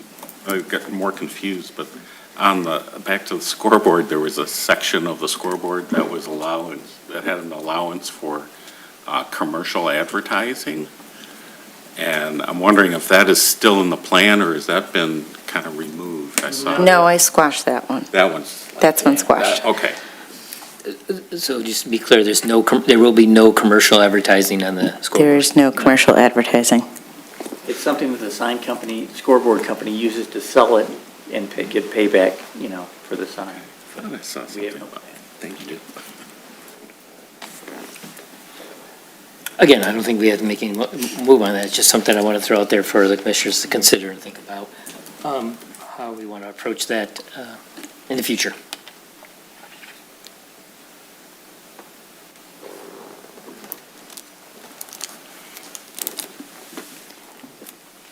ZBA will be meeting in March, so if you would like an interpretation, I am happy to ask for that at the March meeting. Okay, appreciate that. Thank you. Commissioners? Looking for a motion? Need a motion to move along? So I'll just make a motion consistent with Patrick's desire to move along. I think we all share that. Just make a motion to table and address at a later point in time following completion of the sound study.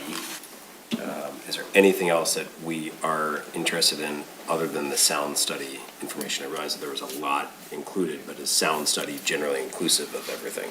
There was lighting from the sign and trees. Okay, excellent. Thank Tree you so much. removal, road elevations, the extent of the sound study beyond just the property lines.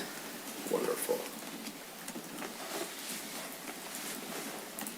Perfect, okay. I think I've got the additional items down. So I just make a motion to table the Detroit Country Day Special Land Use and Site Plan Review number 1, adjourning it until the next meeting and requesting the applicants to submit studies regarding road elevation of 13 Mile Road? And Lasser. And Lasser. The removal of trees, the total amount of trees that will be removed to accommodate the scoreboard. And also a sound study that identifies the existing scoreboard speakers as well as the proposed replaced scoreboard speakers and the sound that reverberates on the campus as well as outside of the confines of the campus. That is my motion. That's fantastic. Thank you, I appreciate Any it. dis- Any other? Ms. Harper assisted as well.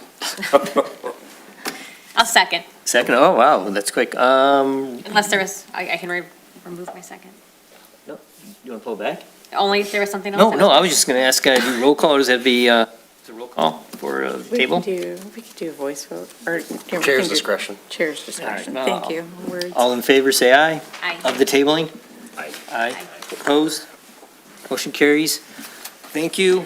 Any questions, please contact Susie. I think it's a great-looking plan. It's very nice. We just got to get through, make sure that we're taking everything into consideration. Not a problem. So Thank you very much. Appreciate the I'll call you after presentation. coffee tomorrow. I'm gonna need a little. Thank you very much. Thank you.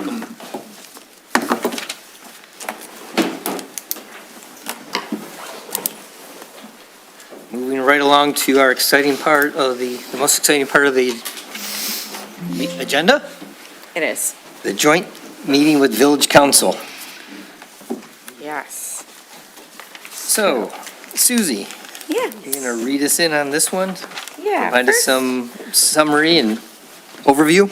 Yeah, let's first just quickly note that we're convening the joint meeting portion of this wonderful session at 8:47, and we do have a quorum of council, right? So typically, I think you guys have done these as separate meetings, like apart from the business of planning commission, right? I tried for real to make this like that, but business happens. So we have just a couple. Should have reversed them. Yeah, well, it is what it is, right? So joint meeting, we have a few very broad topics. First, we're going to talk about our annual report, what we did, and what we're going to do, and where we're at with the RRC and master plan, and then talk about the master plan some more. So, in terms of our annual report, you guys were busy last year. We had a total of 10 meetings, one of which was our joint meeting. We canceled a few times. We've had a few membership changes. We did have 3 planning commissioners that resigned for various reasons, or their terms expired, and we now have 3 new members, Mr. Ross being one of them. We had a couple sign permits, or fence permits, I'm sorry, before we made that ordinance change, and then we had a whole bunch of signs, and they were all related to Market Fresh. So we're moving forward on that. And we actually had a few, almost all of our site plans were site plans and special land uses. So last year was the year of special land uses. And those were for Beverly Hills Grill, Beverly Hills Academy, Detroit Country Day for their playground, and then Northbrook Presbyterian for their expanded garage. You had 1 rezoning, and that was for our newest public park, right? So we rezoned that from RA to public property.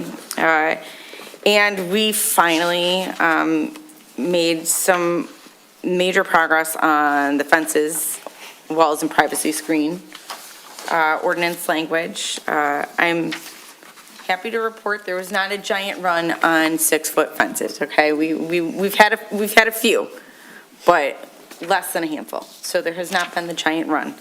And then we've also, you also made some changes to an established related generator and mechanical unit standards, which so far seems to be going pretty well.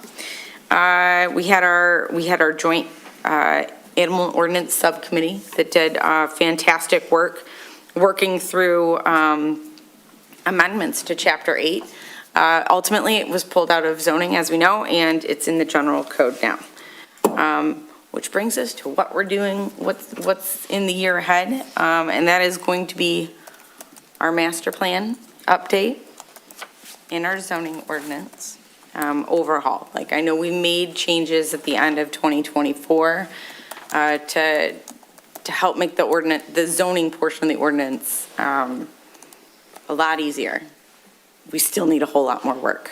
But I'm just going to kind of set those aside for right now, because we're going to talk about that after the annual report. Some of the other work that was identified at our last planning commission meeting of the year was really working on developing standards for work trailers, larger garages, since that seems to be a theme for zoning board of appeals. How do we want to deal with dumpsters and roll-offs and temporary storage units? And last but certainly not least, one of the items that has been lingering on the to-do list is short-term rentals.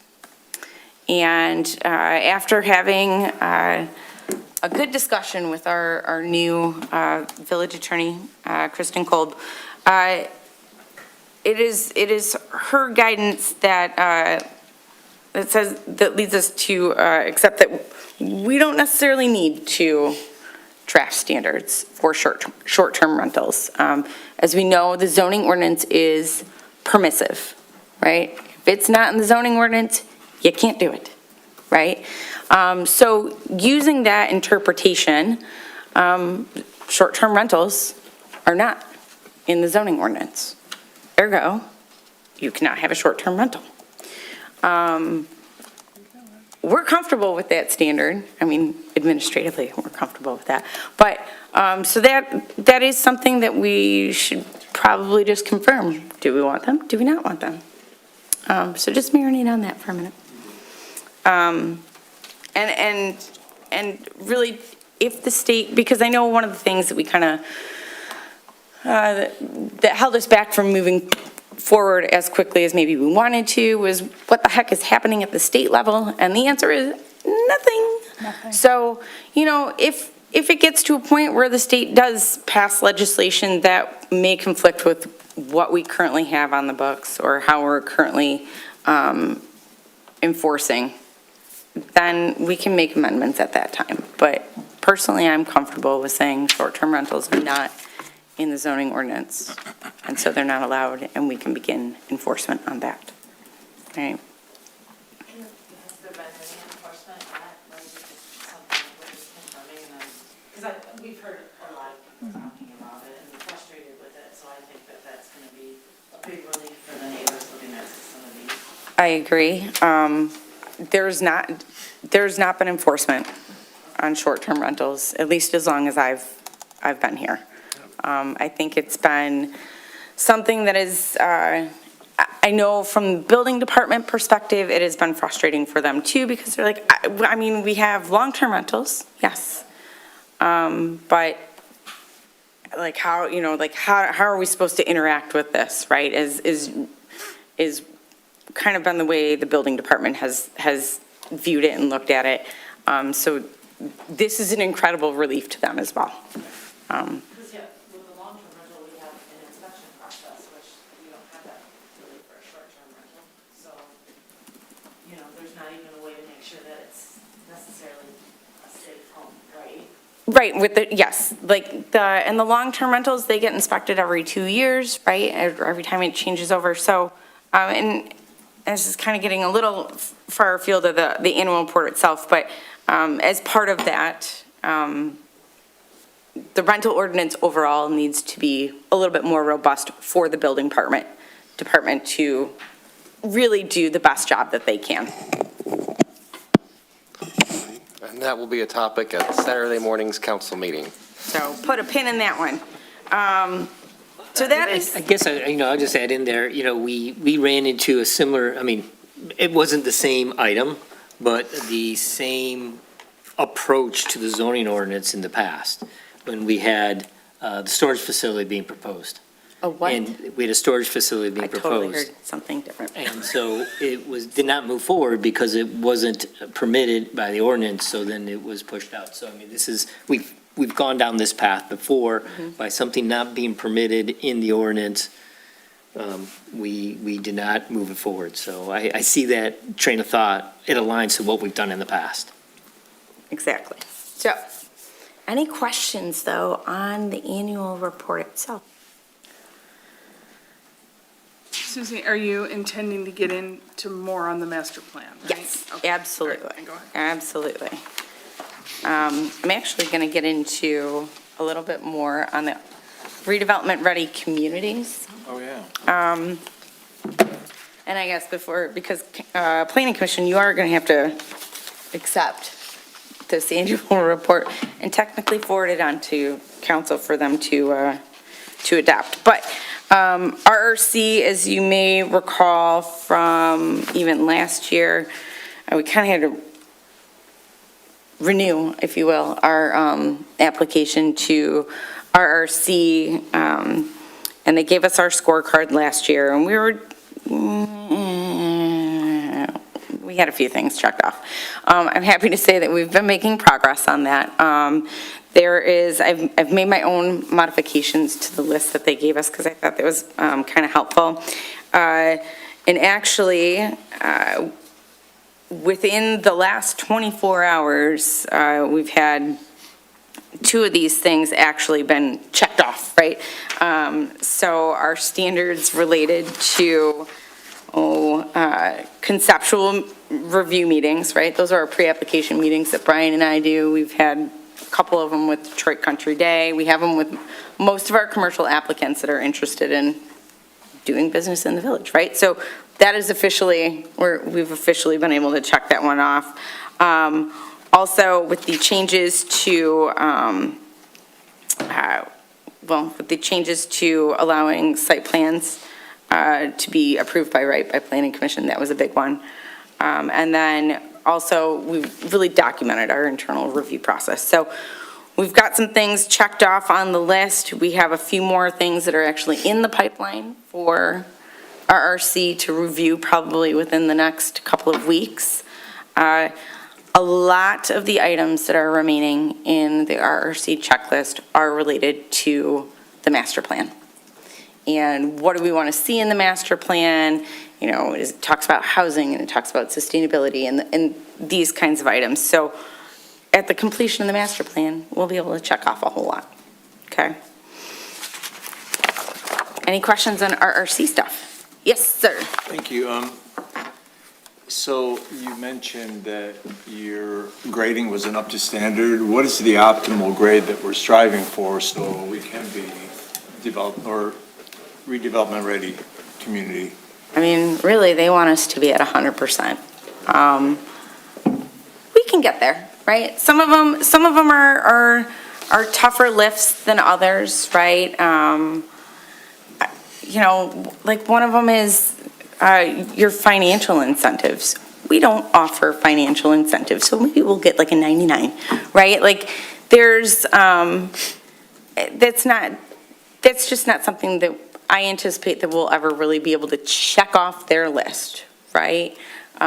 Is there another way that we can provide incentives to developers down the road? Maybe. Do we need to? Probably not. But, I mean, that's something that'll be up for discussion as we you know, it's more of the higher fruit, if you will, right? Like keep ticking off the lower hanging items that we can. But we can get there. Like I'm not daunted by any of this, right? As a follow-up, is there anything analytical about the population of the city, village, or the community itself? For RRC? Yeah? No, Okay. no. So I thought maybe if they had, you know, more people, then their standards might, you know, be more flexible, or economies of scale will play a role, you know, that's all. Well, they've got slightly different levels, right? Like you can be fully certified, you can be in alignment, right? And the way they look at it is like the communities that are mostly aligned are generally the smaller ones that aren't necessarily going to be able to tick off all of those higher item things, right? So we're, like I said, we'll be able to, we'll definitely meet all of the essentials, right? That's their aligned version, the essentials or the certified. We'll get there eventually. And then how do we compare to other smaller communities around us that are ready right now? Did we look at that just as a comparison? I haven't looked at it. This is the county, right? No, this is at the state level. I honestly haven't looked at to see how we compare. But I can tell you, Lathrop Village was RRC certified. They were one of the first communities to be RR certified. And it was a struggle to keep that certification for a whole multitude of reasons. So, I mean, it is possible. Going back to my example of like the financial incentives, that is something that Lathrop Village has, right? They have those, and they offer those through their DDA, which is very well funded and has been for a while, right? So I really think it's a bit of a mixed bag in terms of smaller communities versus larger communities. But there's definitely a push to embrace the best practices of RRC, and even without the certification, I mean, it ultimately goes to help the community, right? It makes it an easier process for everyone. Thanks, Susie. Yep.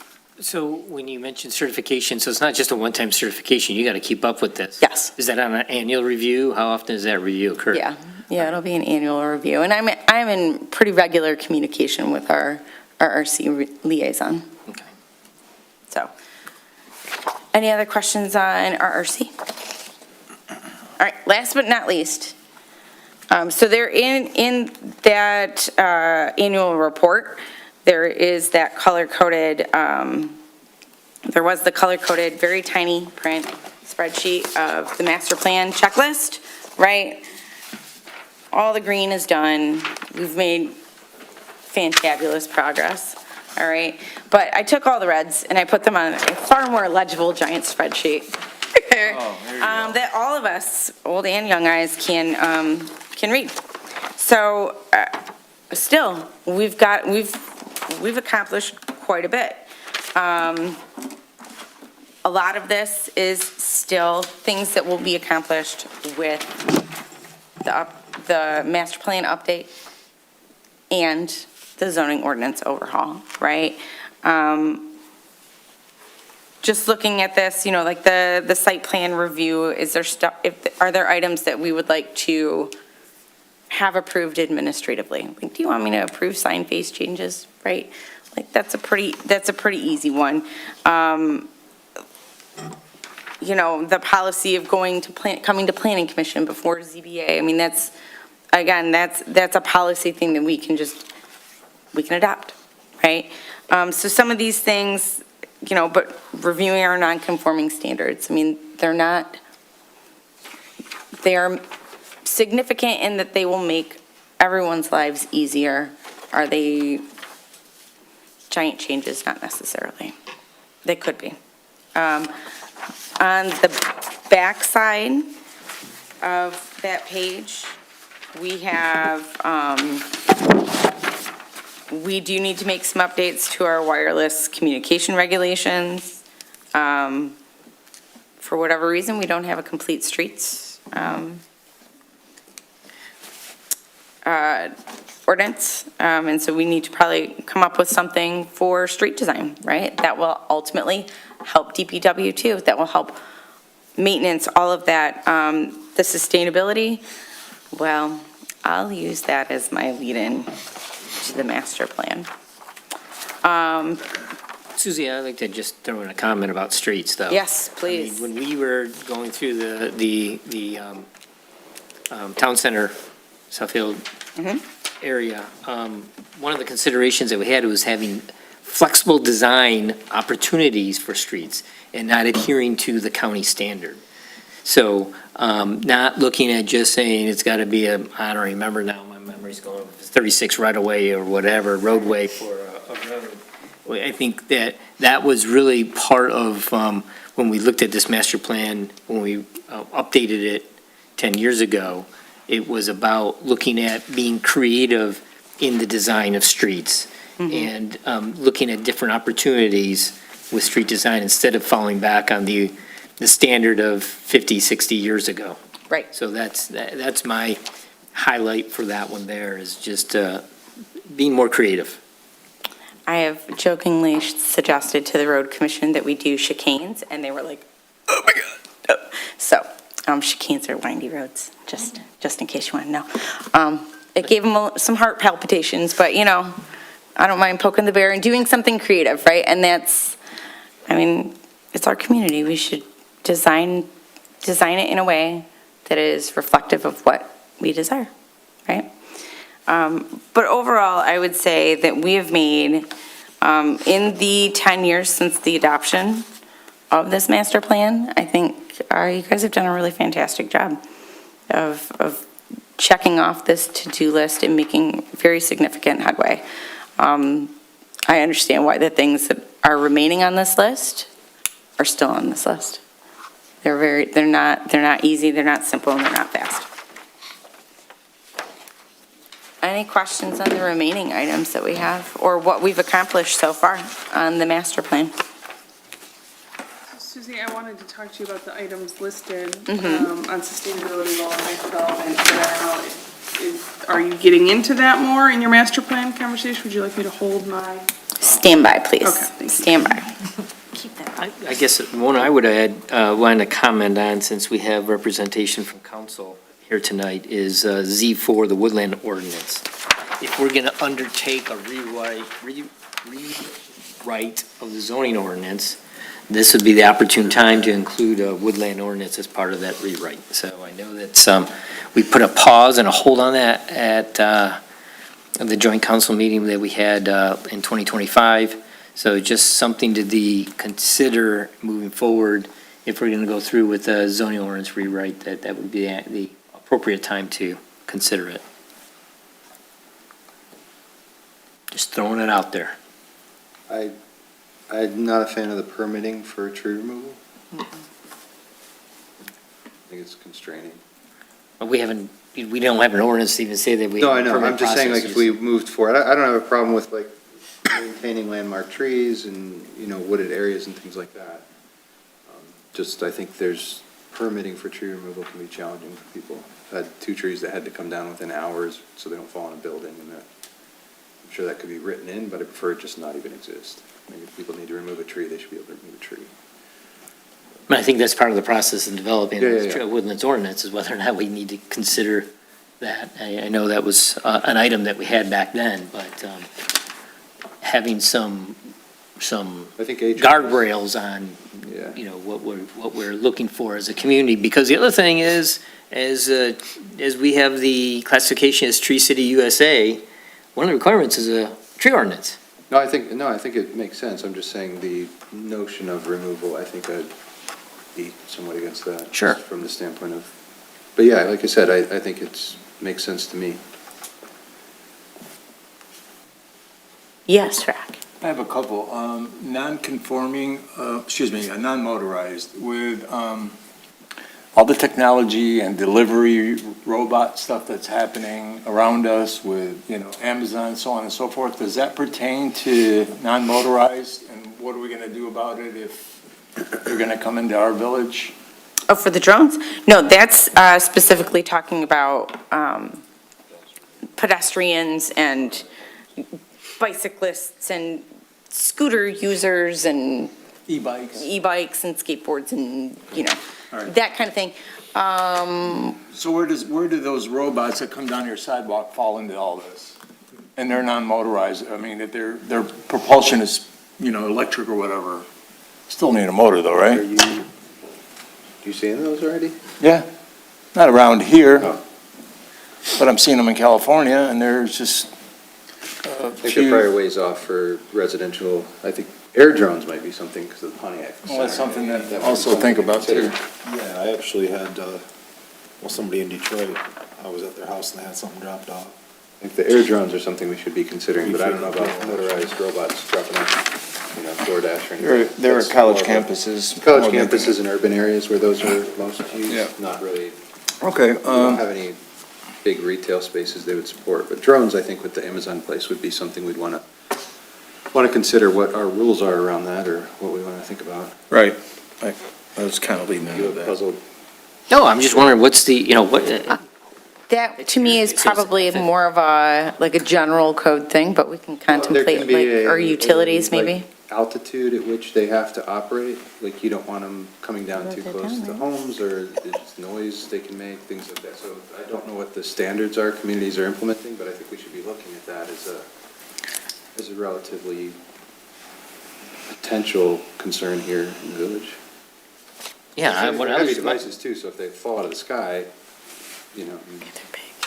yeah, that's what I was thinking about is, I don't know, but are there FAA guidelines and restrictions on there will be. drones? So I don't know if there is any right now in place and how that process works, but that's what my puzzled look was about, was like, But there are, but I think for the purposes of our village, we can have even further, I don't know how much we can override what they have, but we can, for example, we may not want them landing in backyards, right? We could put that as constraint.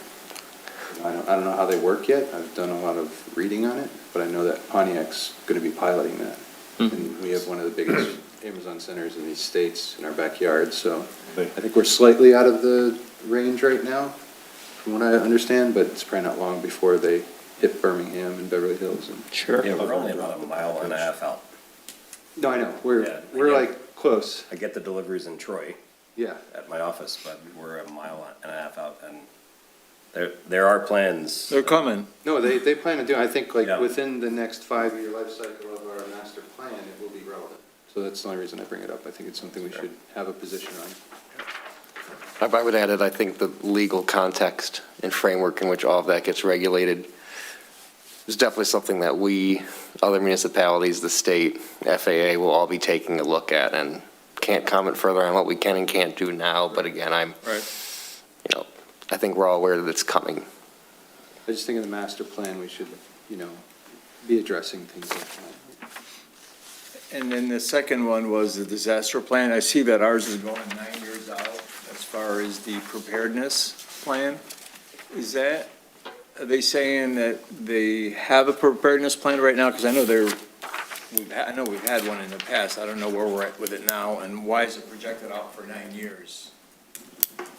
I don't know if we have one or not. You know, done right away?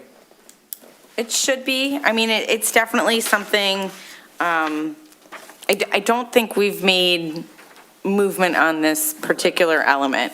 All right. You know, and some of these things they do, they project further out because a master plan is really intended to be a 20-year vision, right? 20. So, Yeah, I think that when we did the update, we put that out there as, that's a goal to have Okay. something put together in 2035, because we had other items that were higher priority, and we knew we couldn't tackle everything at once, so. I'm just gauging the temperature of the country right now. I think that should be something that we ought to look at. You know, what do we do in instances? Well, yeah, I mean, I think this purpose of a master plan and updates and reviews every 5 years, because Right. things change. Right. But I'm just going back as at that time, Gotcha. it was something that was, at that time, we had higher priority items, so that was just put off into sometime into the future. Mr. Chair, to that end, the prioritization that's within the implementation table is always subject to change. Something can happen, that may have been a long-range recommendation in the 2015 plan, and if it's something that is more pressing today, you just change your prioritization and you can work on it at any point in time. It's just my recommendation. Yeah, you know, my point just being that, just because it says on paper that we're gonna do this in 20 years, you don't have to wait the 20 years to get there. No.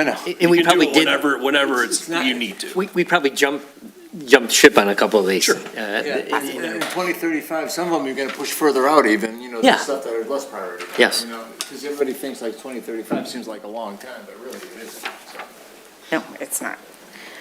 So if there are no other questions on Nope. Planning Commission, can I have like a motion to accept this and technically forward it on to them so they can adopt it? Yeah, so I guess I am looking to my commissioners for a motion to accept the annual report for the 2025, of the Planning Commission for the year 2025, and forward it on to council. That sound right? Mm-hmm. Mr. Chair, I'll make a motion, if I may. Certainly. Thank you. I'll make a motion to accept the Planning Commission 2025 annual report and to forward the same on to Village Council. Do I have a second? Second. Terry, you're on a roll, man. All in favor, say aye. Aye. Aye. Opposed? Motion carries. All right, next up. Have fun with that, council. Or them. Master plan. So, all right, so all these are our implementation chart, our outstanding list of items to do is gonna get bigger. We are, as I said, the last master plan was updated in 2016, reviewed in 2021, and affirmed no changes. It's gonna change this year. We're due for our 5-year review. So we're gonna look at it anyways this year. But we have some changes that need to be made. State law has changed at this point and now requires that all master plans include a dedicated chapter to housing, and one that explores a variety of housing types and promotes a variety of housing types. So if for nothing else, we'd have to open it up to add this. But as I know Tracy's getting her, she doesn't look energetic, but she's passionate about this one, I know. One of the other chapters that I know I want to add, and I know Tracy wants to add, is a sustainability, stormwater management chapter. Like, can we please get to the 21st century? So, it's going to, I personally think that kind of chapter is going to help the community in ways that we're not actually going to we're not going to go down all those rabbit holes. We all know we have flooding issues in basements. We have flooding in our roadways. We have all manner of things. And those are just the ones that are popping to my brain at almost 9 or after 9. So that's a chapter that I would like to add in addition to the housing. And then as Brian and I have kind of discovered over the last handful of months as we've been meeting with different prospective developers and interested individuals, we really need to take a look at our transition zones. They are currently identified in the master plan. We've got think we've got 3 areas, right? Evergreen or 13 in Evergreen, 13 in Lasser, 13 in Greenfield. And, you know, some of the projects that come to us and they might be good, but they're not in the transition, they're not identified as a desirable kind of use in those transition zones, and they're not the master, or the future land use map in the master plan doesn't allow for it either. So those are the ones I have. Ryan?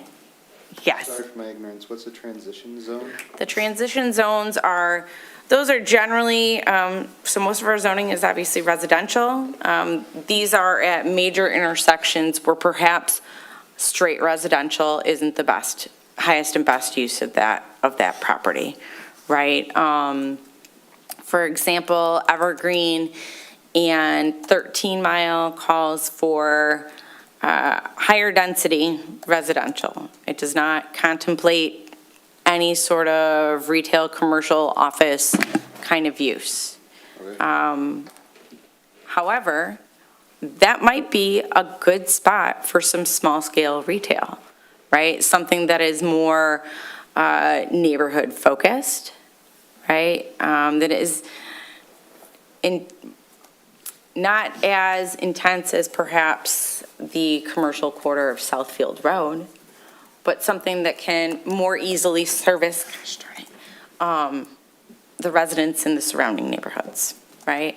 Is that just the one corner effectively at that intersection? Because you have Groves, you Well, have there'd be a the church. It could be the Be church, it could be, eventually it could, well, obviously it doesn't include Southfield, right? Okay, so it's our 2 corners? But it's our corners. 3 corners. Our 3 corners, and that one actually, it's really encompasses more, it goes more west Okay. as opposed to all. all of them. But then, you know, like Lasser and 13, it encompasses, you know, those the three corners excluding Detroit Country Day, right?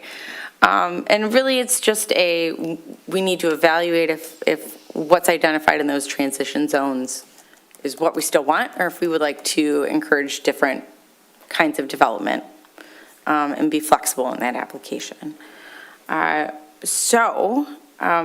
Those are my big ideas for the master plan. I'm wondering if there are other areas of focus that you would like to include. I mean, obviously, we're going to be updating demographics. We're going to be looking at our land uses. I mean, there are some things that we are relatively basic, right, that we're going to be doing to the master plan, but are there other major areas that we would like to explore? You mentioned dedicated housing. What kind of housing are you referring to? Honestly, that's to be determined determined as part of the master plan process. When you look at RRC and what is in the state law, they're looking for, do you allow for accessory dwelling units? Do you allow for low, medium, and high density multifamily? Are you only allowing single-family detached? That won't fly anymore, right? Like, oh, we only want single-family detached on 2-acre lots. No, thank you. Like that, so they want to see a variety of housing types. They are not necessarily prescribing what it should be, because it should still fit within the community, right? But that would have to be determined as part of the public engagement and outreach that we do as part of the master plan. Yes. So Susie, when you're talking about your sustainability stormwater chapter, are you looking on your table and you're saying these are the sort of guiding elements, or are you looking for feedback on what else? I mean, because, this can go pretty far, or we can start small, right? So, do you want to hear from us on what sorts of other things besides what's on this list, or do you have other ideas as to what goes into a section like that? I'm all ears for ideas, right? This is, I think, a good starting point. And I don't expect us to get into the nitty-gritty of this, right? Like my broad plan is that I'm going to we're drafting an RFP, like now, right, for release within the next couple of weeks. Because a lot of these finer details are going to come out in that public engagement, right? But this, knowing broadly what we want to include, or maybe what we want to focus on, that will help me further refine my RFP, right? But if you've got ideas now of things that you would like to see in there that you really want to address, then let me know, because. Yeah, I mean, I think this list here is kind of light. Okay. Like, I think it's kind of superficial. I mean, I think we need to get farther down in the weeds on lot coverage, right? Yep. You know, when we did our post-construction stormwater ordinance, 3 years ago? You know, we tweaked it like just around the edges, right, to like barely cover what was required, and then like just a little bit more, and we said, okay, we'll get to the rest of that through lot coverage, or some other sort of, you know, trigger that gets to permeability and stormwater control on, you know, residential properties. Need to think about energy efficiency building standards, right? And like, how do we encourage that without preempting the state building code that refuses to change to incorporate energy efficiency building standards? So I don't know if that starts to look like, you know, a menu or, you know, of options or whatever, right? But, Right. I would just, I guess I would like to see us really like get into this a little deeper, right? If that's renewable ready, if that's, you know, rooftop solar ready, whatever that is, right? So, I mean, there's a ton of stuff we could get into, but and we can do this through public engagement, and we can, you know, suss it out a little bit more, but I just want to make sure whoever we're going with has some depth in this area. Can we tell you what we don't want? Yeah. So like accessory dwelling units, they're, again, I go back to California and, do we allow those? Not currently. Okay. Has it come up at all? Yeah. Yes. Yeah, it's come out. Very much. I mean, that provides, that gives you the options and the variety, but, you know, as I was thinking, ADUs are appropriate in some instances, they're very useful in a lot of instances, but then they also open up that door for short-term rentals, because now That's the whole point here. But what I appreciate in an ADU is that the primary residence is there. I get that. That it's not it's, in my mind, it's not the same as, I mean, it is the same as a short-term rental, but at least the homeowner is part of, and living on that property, whereas some of the short-term rentals that we have our problems with, it's not a property owner on the property, and so the ADU brings that, I think it's one thing that we gotta consider and think about, and just not go blindly down a path of whatever it is we want to have it, but when we start looking at a variety of housing types, we have to have that in our backdrop in consideration on how that might be perceived as a short-term rental or could be utilized. So then it's only residential with an ADU, not a business with an ADU? Correct. Okay, just want to make sure, because that's going to pop up too, so, but anyway. But that's for another day. No, that's, I think that's what the process is if, from a state requirement, we have to provide a variety of housing types. That's what We I'm have to look at what those are and develop a list and decide which ones are Like appropriate. senior living, is that something that they're looking at? I just want. I don't know, but that's what I'm saying is. That's why I'm we're- going to our planners here. I think that's part of the process. We have to develop that list of what those variety of housing types are, and then decide which ones then are what we want to include in our master plan, are appropriate to our master plan.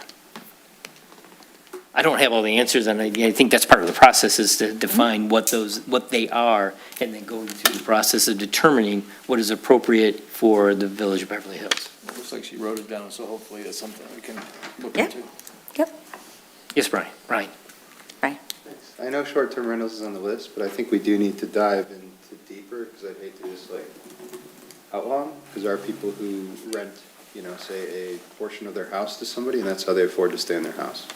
So as we think through this, I think we have to be careful we don't just say no short-term rentals. I agree with the concept that Mr. Booth has, that, you know, having these businesses come in and run them as like mini hotels is a bad idea. I think there are people who are residents that actually depend upon some of their income and being able to afford to live here, using part of their property or an adjacent property or whatever in a short-term rental. So to Mr. Westerland's point, I think it's, if the person's a resident and next door or on site, I think it's a reasonable consideration.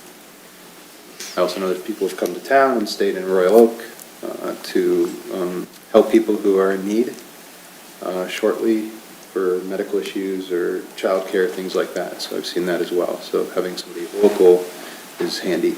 I don't think we're going to have a big influx of Super Bowl parties or anything like that in Beverly Hills. You'd be surprised. No, I understand your experiences. That's what I'm saying. There's certain ways to make it work and certain ways that it shouldn't be deployed. Redlining the whole thing, I'm kind of against. With looking at the auxiliary structure dwellings, would we then also look at the number of allowable I mean, obviously, if a garage counts as one and everybody already has a garage, right? And then, so I'm just wondering, would we be looking at maybe adjusting the number of auxiliary structures that are permissible under that, and maybe looking at a percentage of lot coverage as a trigger, like, because if somebody turns their garage into a granny pod, right? And then, you know, I think that it puts them in a situation then where they completely lose their garage. But also, we have 2-3 acre lots where, Right. you know. Well, so are we going to be looking into some, that's a good segue. Yay. So the other part of this RFP that I'm going to be working on is, it's actually a combined RFP for master plan and zoning, right? Because they work together, right? Whoever rewrites the whole zoning ordinance in English, right, is going to need to be familiar with the master plan so that they can see those recommendations within the master plan and help us make the appropriate adjustments in the zoning ordinance. So, yes, I believe that would end up being one of those conversations, right? I mean, and look, garages are a thing at the Zoning Board of Appeals all the time. And so we have to look at the accessories anyways. Okay. Like right now, an attached garage counts as one of your accessories. Right. What? It does? Yes. Yeah. I mean, if you have something. So if you have a shed and an attached garage, no, you can't have a larger garage or you can't put another secondary shed for whatever. You can't put an art studio out in your backyard because you already have 2 accessories. Find space inside, right? So we have to look at that anyways, but I see that whatever those recommendations that come out of the next master plan, whatever those are, they will be incorporated into the zoning ordinance, and that'll be part of that whole kit and caboodle, if you will. If I may, and for planning commissioners who don't know me, it's nice to be here and meet you as the new-ish village manager, although it's coming up on a year. Not new anymore. I'm new to the planning commission at least. Again, if there's one takeaway tonight from this part of the meeting, it's we want to be very intentional with, we're not just conducting a master plan rewrite in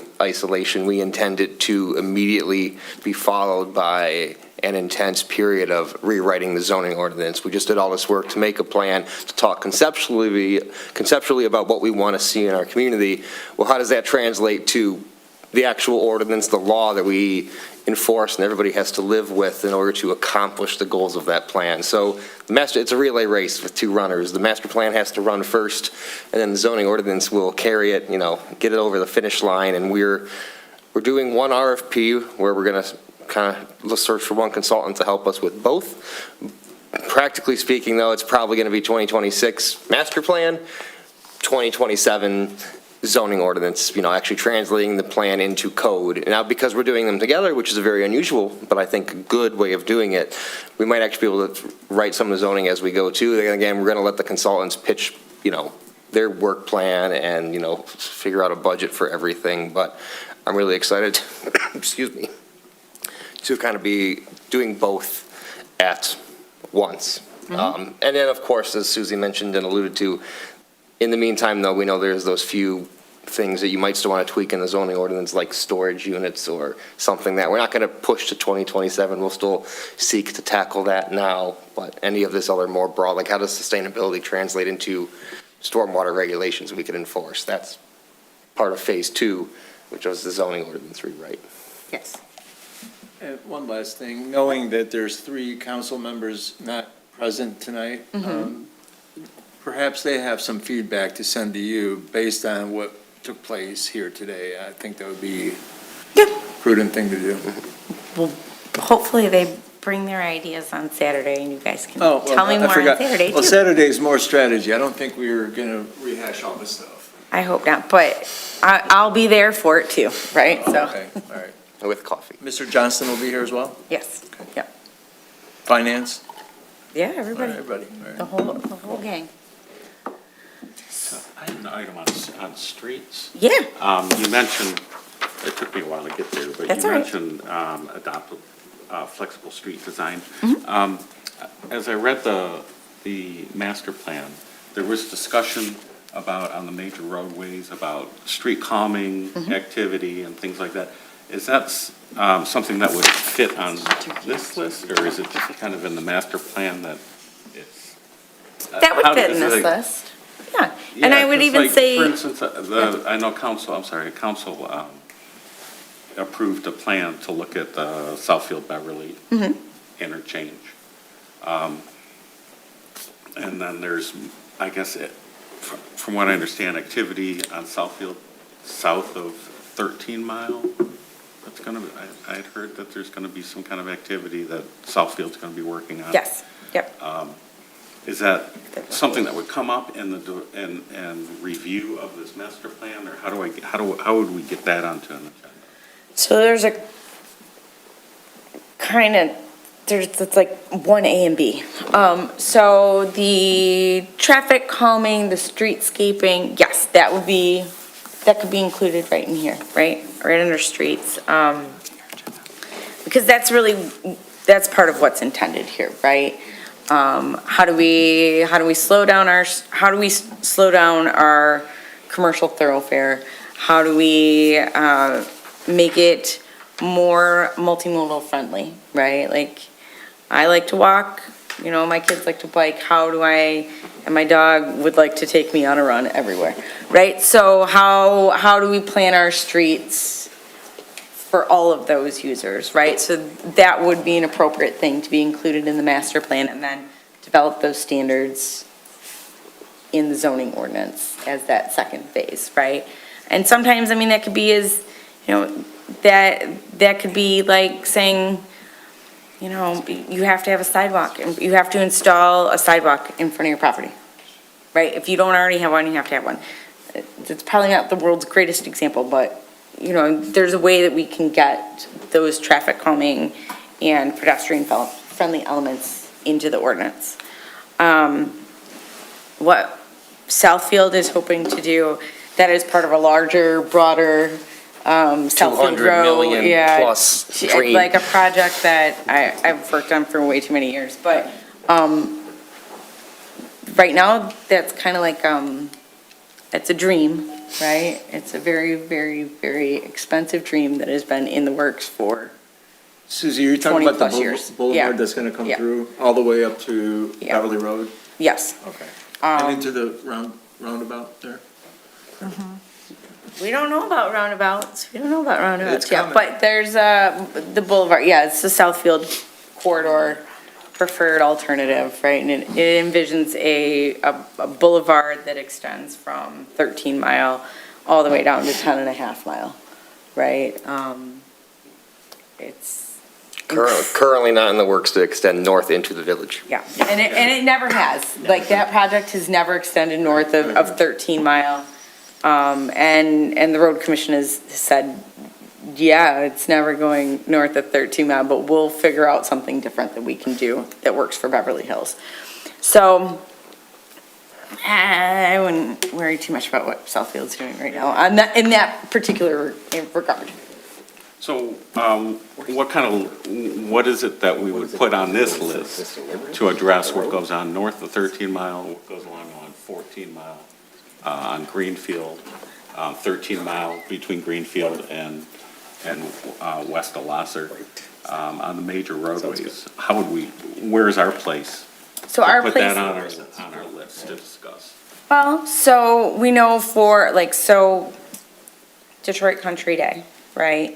As we're looking at their sign, right, or their package, right, their whole site plan package, if we have standards within the ordinance about the roadway, they have a deceleration lane that's right there, right? So whatever ordinance standards we may develop, right, they would have to adhere to those standards for their portion of that lane, right?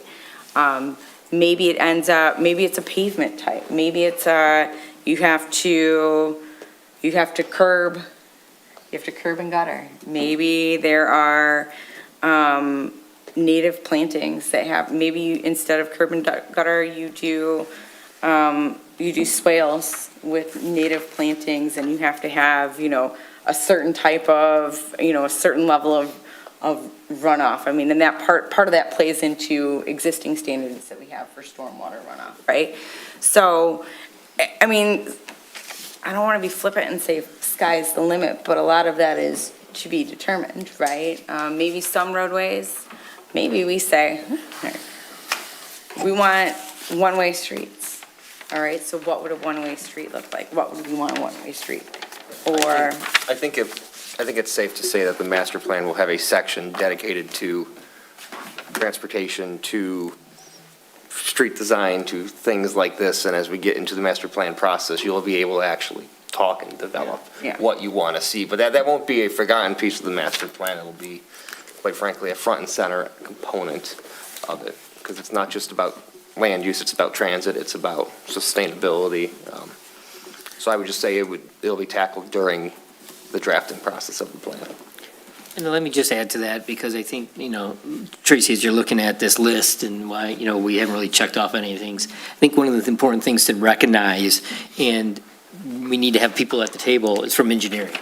Yeah. Because a lot of time, I'm going to go back 30 years ago doing projects, and we would be very creative on solutions, but we would hit a roadblock when we went up against engineering, because it's not our standard. So we need to accept the fact that in order to have a successful master plan dealing with sustainability, roadways, streetscapes, we need to have our engineering consultant on board and part of the meetings to look at that creative aspect, to guide and help develop on how this master plan could be.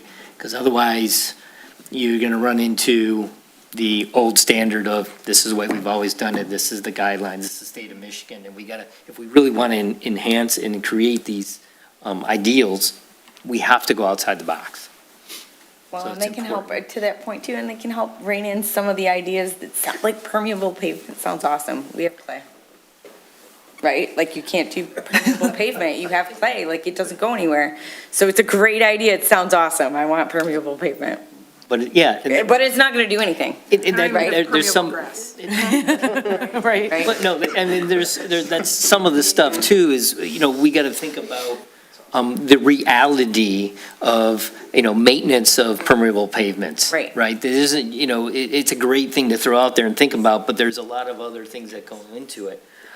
Even from, sustainability in buildings. There are, the energy codes have been changing or constantly updating, and I got to get myself more familiar with what the currents are. But there are codes that say you need to be PV ready on roofs, and it's certain size buildings. So there are things that are already in the works at a level. I was just having conversations with my mechanical engineers about new items coming down the pike from a building standard standpoint of reducing greenhouse gases and energy efficiency and things. So, but to have it as holistic as a community is a great thing that we need to strive for. Perfect. Well, that's all I have for this joint meeting session, unless you all have other Well, I things was that you going want to to keep turn to chatting my about. fellow commissioners who, I know Andrew's been chiming in. Charlie and Ashley, any comments? Jared? Thank you, Becky. Council?